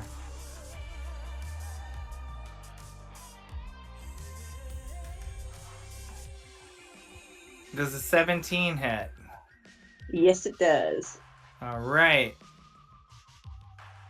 So he's gonna swing with one of those arm blades that he has. You see it sort of chink chink like slip out from his hand, and he's like, "How about a little off the top?" And ooh, okay. Uh-oh. 7 points of slashing damage. Let's see. Well, we rested, so we should be back at full hit. We didn't rest. Yeah, we took a short we short didn't? rest. Oh, okay. When Oh, did we take a shit. short rest? Because I was never able to. I thought we took a short rest when we took a nap. But we didn't At take a the- nap. We went back to the bunks and then immediately left again. That's why I was asking. Oh. So I was That not was sure. earlier when we first got the bunks. We So had done whatever- something Yeah, that with- would have been before the obstacle course. course, which is Okay. what I'm Okay, hurting from. so Oof, yeah. okay, Yep, so that let's was- say let's half that. I'm gonna say 4 points of slashing damage. Okay, well that will put me down, I think, anyway. Well, I get to make some death saves.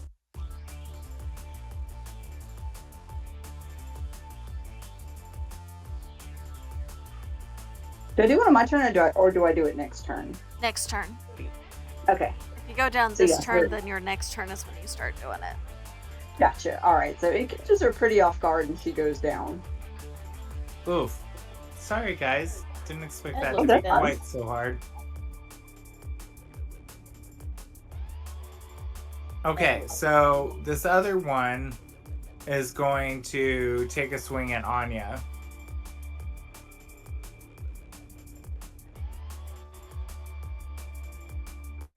An 11. That misses. Okay. So he doesn't miss, and then I'm gonna take Zelka's turn. She doesn't like seeing her newfound friends already like getting hurt. So she's kind of pissed. And she is going to pull out her own blade and make an attack at him with a dagger. Ooh, 17. Okay, so she hits. Yeah, so she hits. And that's just regular slashing, right? Like a 1d6 plus 1, right? I think for a dagger. Let me look. I guess D4 usually. I've got D4, that. yes, thank you. D4. 2 points of damage.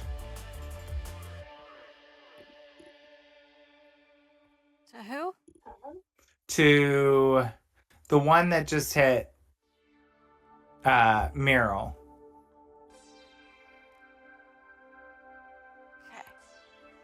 Okay. The one that looks like a grasshopper.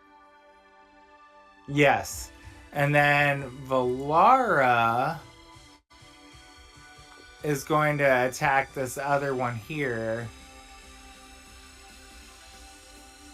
Oh, 17 as well. So she hits him. And she's going to use her scimitar, which is a d6 plus 1. Oh. So 5 points of damage. So he's at 6 points of his health. Okay. No, that was a different one. So 5 points off of that one. All right, give me just a second. Let me note that.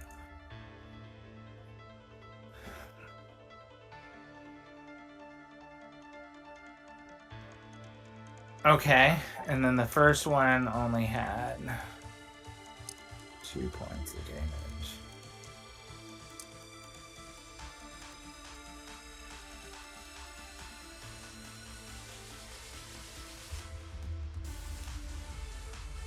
Okay. And same thing for Syrah. She does not like this at all either. She has jumped in on the one that hit Meryl.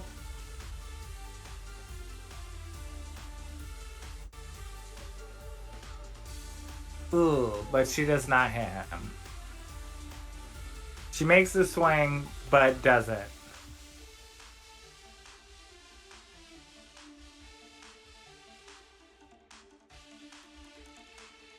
And we are back to Omar's turn. All right. So we're up on the light. Which one of these two? Because I should be up above, so I should be able to throw things down over the heads of everybody. Which one looks more hurt? Grasshopper or Mohawk? Mohawk. Mohawk. Okay, so he's going to take one of his daggers and throw it at Mohawk. For 14 to hit? Not 14. Sorry. 24 to hit. Oh, yeah. Definitely hits. Okay, so...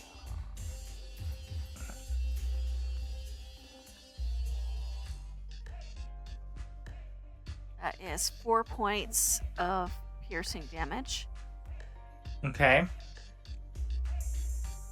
And then he's going to throw his second dagger, because I've got 2-weapon fighting.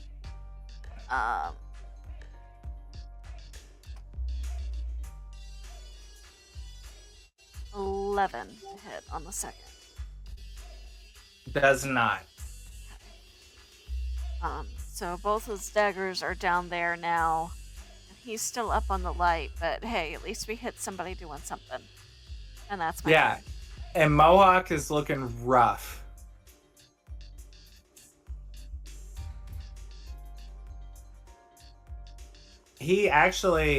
Mohawk is looking so hurt that he's like, you're on your own, Craig. And he bolts off. He's like, I'm taking my healing potion and I'm getting the hell out of here. I'm not gonna make an attack of opportunity on him. You can. Anyone that wants to. I don't want to kill him. Your choice. Did he leave my dagger behind, or do I have to get a new dagger now? No, he did not take those. Okay. He is hauling ass. He's not thinking about much. He's outie. 5,000.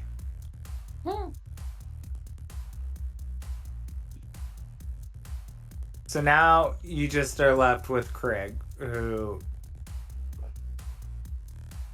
and I'm sorry, it is Ed's turn. If you're done, Omar, sorry. Yeah, I'm done. So Ed's gonna point the pistol at the last remaining one and say, I'd advise you to follow your friend. And so she's gonna try and intimidate. We don't have friends in these parts. Can I roll intimidation to see if it works? Yes, you can. That is a 17. Okay. He, as he says, we don't have friends in these parts, he sees you target that pistol on him, and he's like, but I just remembered, I got a job to do tomorrow. Count yourselves lucky newbies. And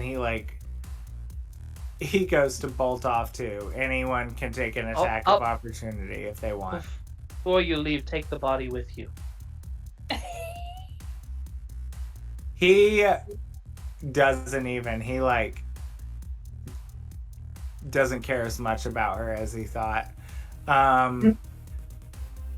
And as he's leaving, though, Zelka is gonna take a swing at him. She's like, Okay. how dare you? You hurt my friends. No one walks away from the cadets like that. Okay. And she hits him. And she is going to hit him with her scimitar again and hope that it does better than last time. Ooh. Okay. She kills him. So as he goes to run away, she takes her scimitar and does like a foot sweep, but in the process of doing that foot sweep, she literally cuts his legs off. And she's short, so it was easy for her to get there. So This is for sure. you see him kind of mid-air continue to try to take a step, and then just mechanical legs, bits of like tissue and blood and sparks and wires sort of fall, and he's like, my legs! And then she just walks up, grabs his little bladed arm, turns it around on him, and just like pushes it into his head. Listen, you can't fuck with short people, man. It's kind of like looking with wide eyes with her pistol kind of like hanging at this point. Like, whoa. And she's like, I'm sorry, I don't know what came over me. It's like hot. How did I know that's what I was going to do? I was like, oh, now it's not fresh. And she's like, oh, Meryl. And she like runs up to her and is like, oh, please get up, please get up. And she's going to try to cast like just a medicine like on her to like stabilize her wounds. Tell me, does that do anything for death saving throws to do a medicine? Can you like stabilize someone? Isn't that right? Yeah, 10 or higher gets you stabilization. Yes. She got a 17. So she stabilizes Meryl and she's like, this is all I can do. I'm so sorry. I never should have brought you guys to this part of town. You didn't bring us, we brought ourselves. Yes, but I should have stopped you. You think you could stop me, kid? And Omar's gonna climb down and go collect his daggers. Anya will take the potion of healing that she has in her bag with a lesser potion of healing and pour it down Meryl's throat. And actually, Valara is going to stop you before you do that. And she is going, you're going to see, 1 second.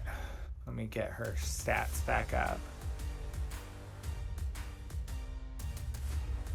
Oh my god, where did they go? So many tabs open. Mood. DM's world. Right.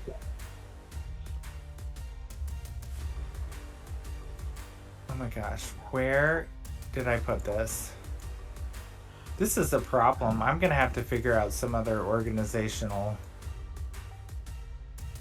Okay, here we go.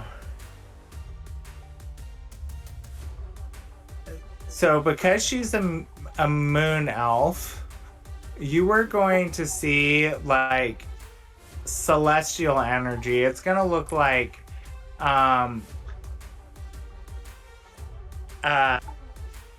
like stars and constellations sort of swirling in her hands as she's sort of like melding this sphere together, and she's gonna cast blah, blah,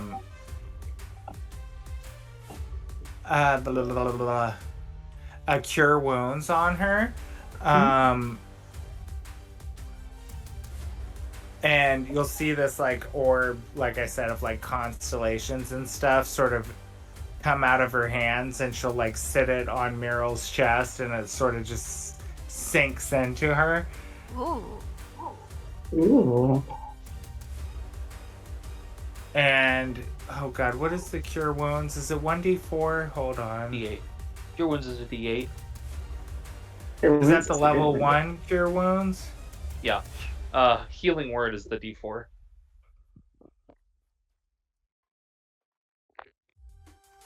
Yeah. Oh, this says 2d8. Oh, It's snap. yeah, it's plus your so it goes up based on what level of the character is. So a higher level character will have extra. She's only level 1. Okay, so Am I it'd be crazy? I thought it 1d8 says- plus the spell casting modifier is what it is. Yes. Okay, thank you. And then if you use a spell slot of 2nd level or higher, then it increases. I've just pulled up the rules. Thank you. So it's 1d8. Sorry.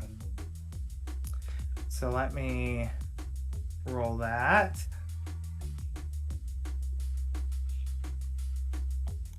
Oh, 8 points. Okay. Plus my spell casting, which let me see what that is.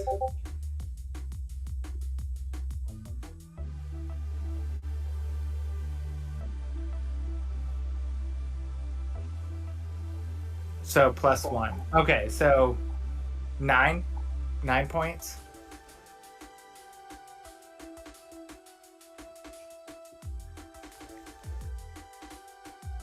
Yeah, Meryl's not dead. Yay! Sorry, did you say 9 points? Yeah, because it was 8 plus 1 for my. Is that right? Spellcasting modifier for her. Hold on.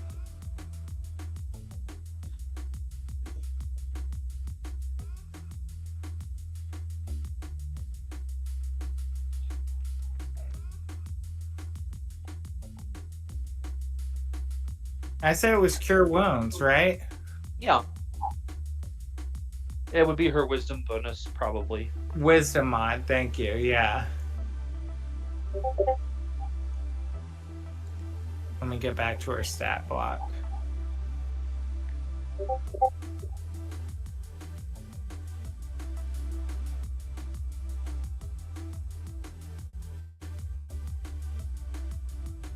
Oh, plus 3. Okay. Sorry. So that's, what did I say? 11.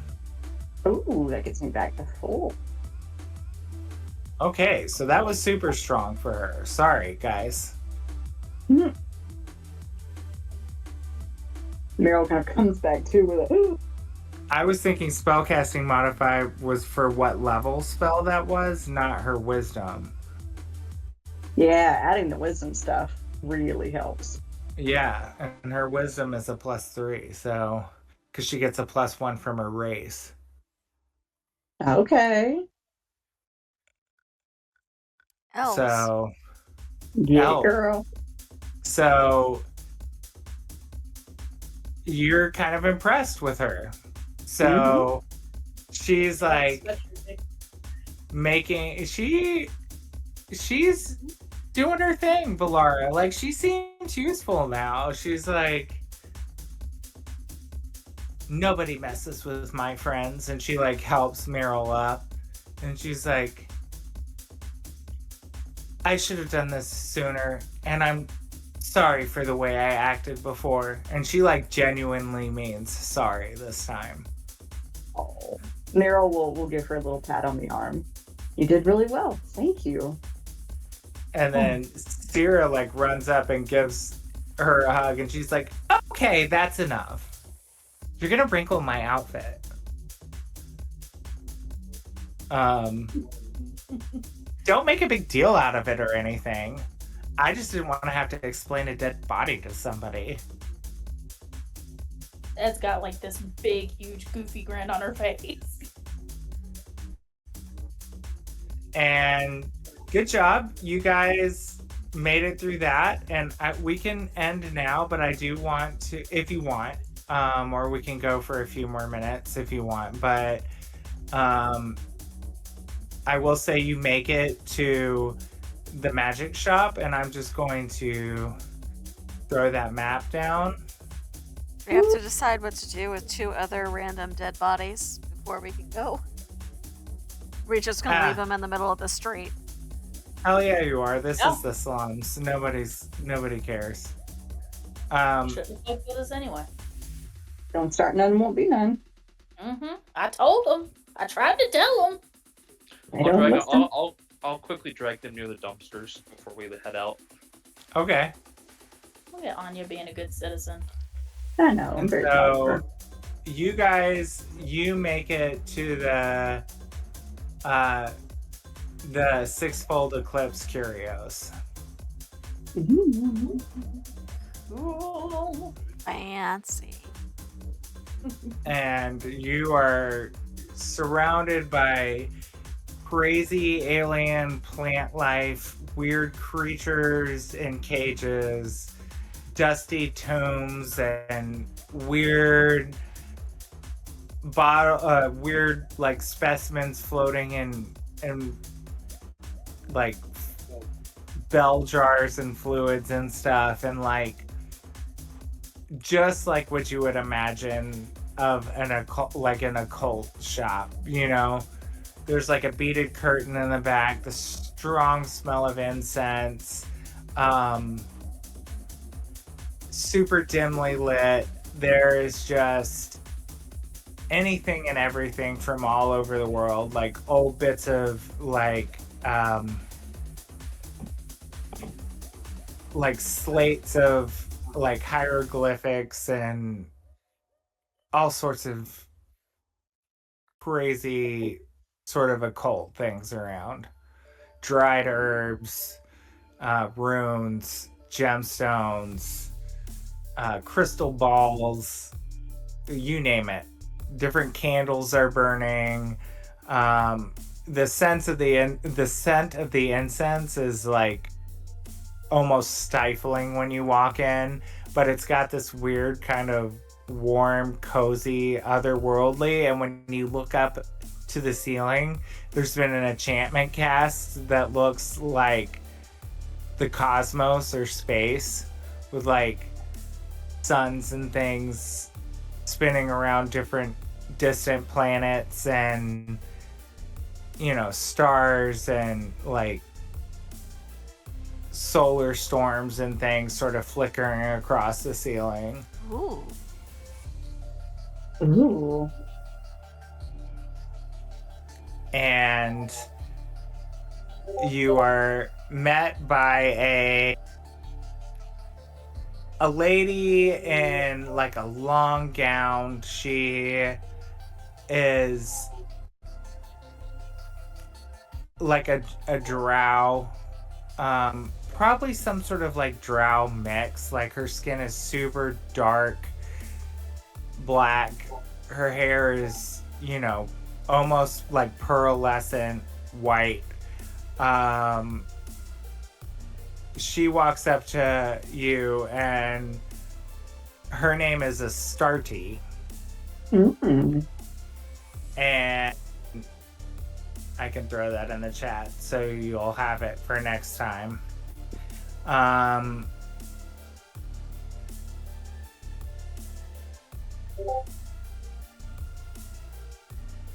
And she walks in and she's like, "Ah, yes.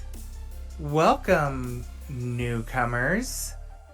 Her name is Astarte Huzzah. This is her Huzzah. last name. Huzzah! Yeah. Here for it. And she comes and she's like, "Welcome, newcomers. You've entered the Sixfold Eclipse Curios. How may I be of service?"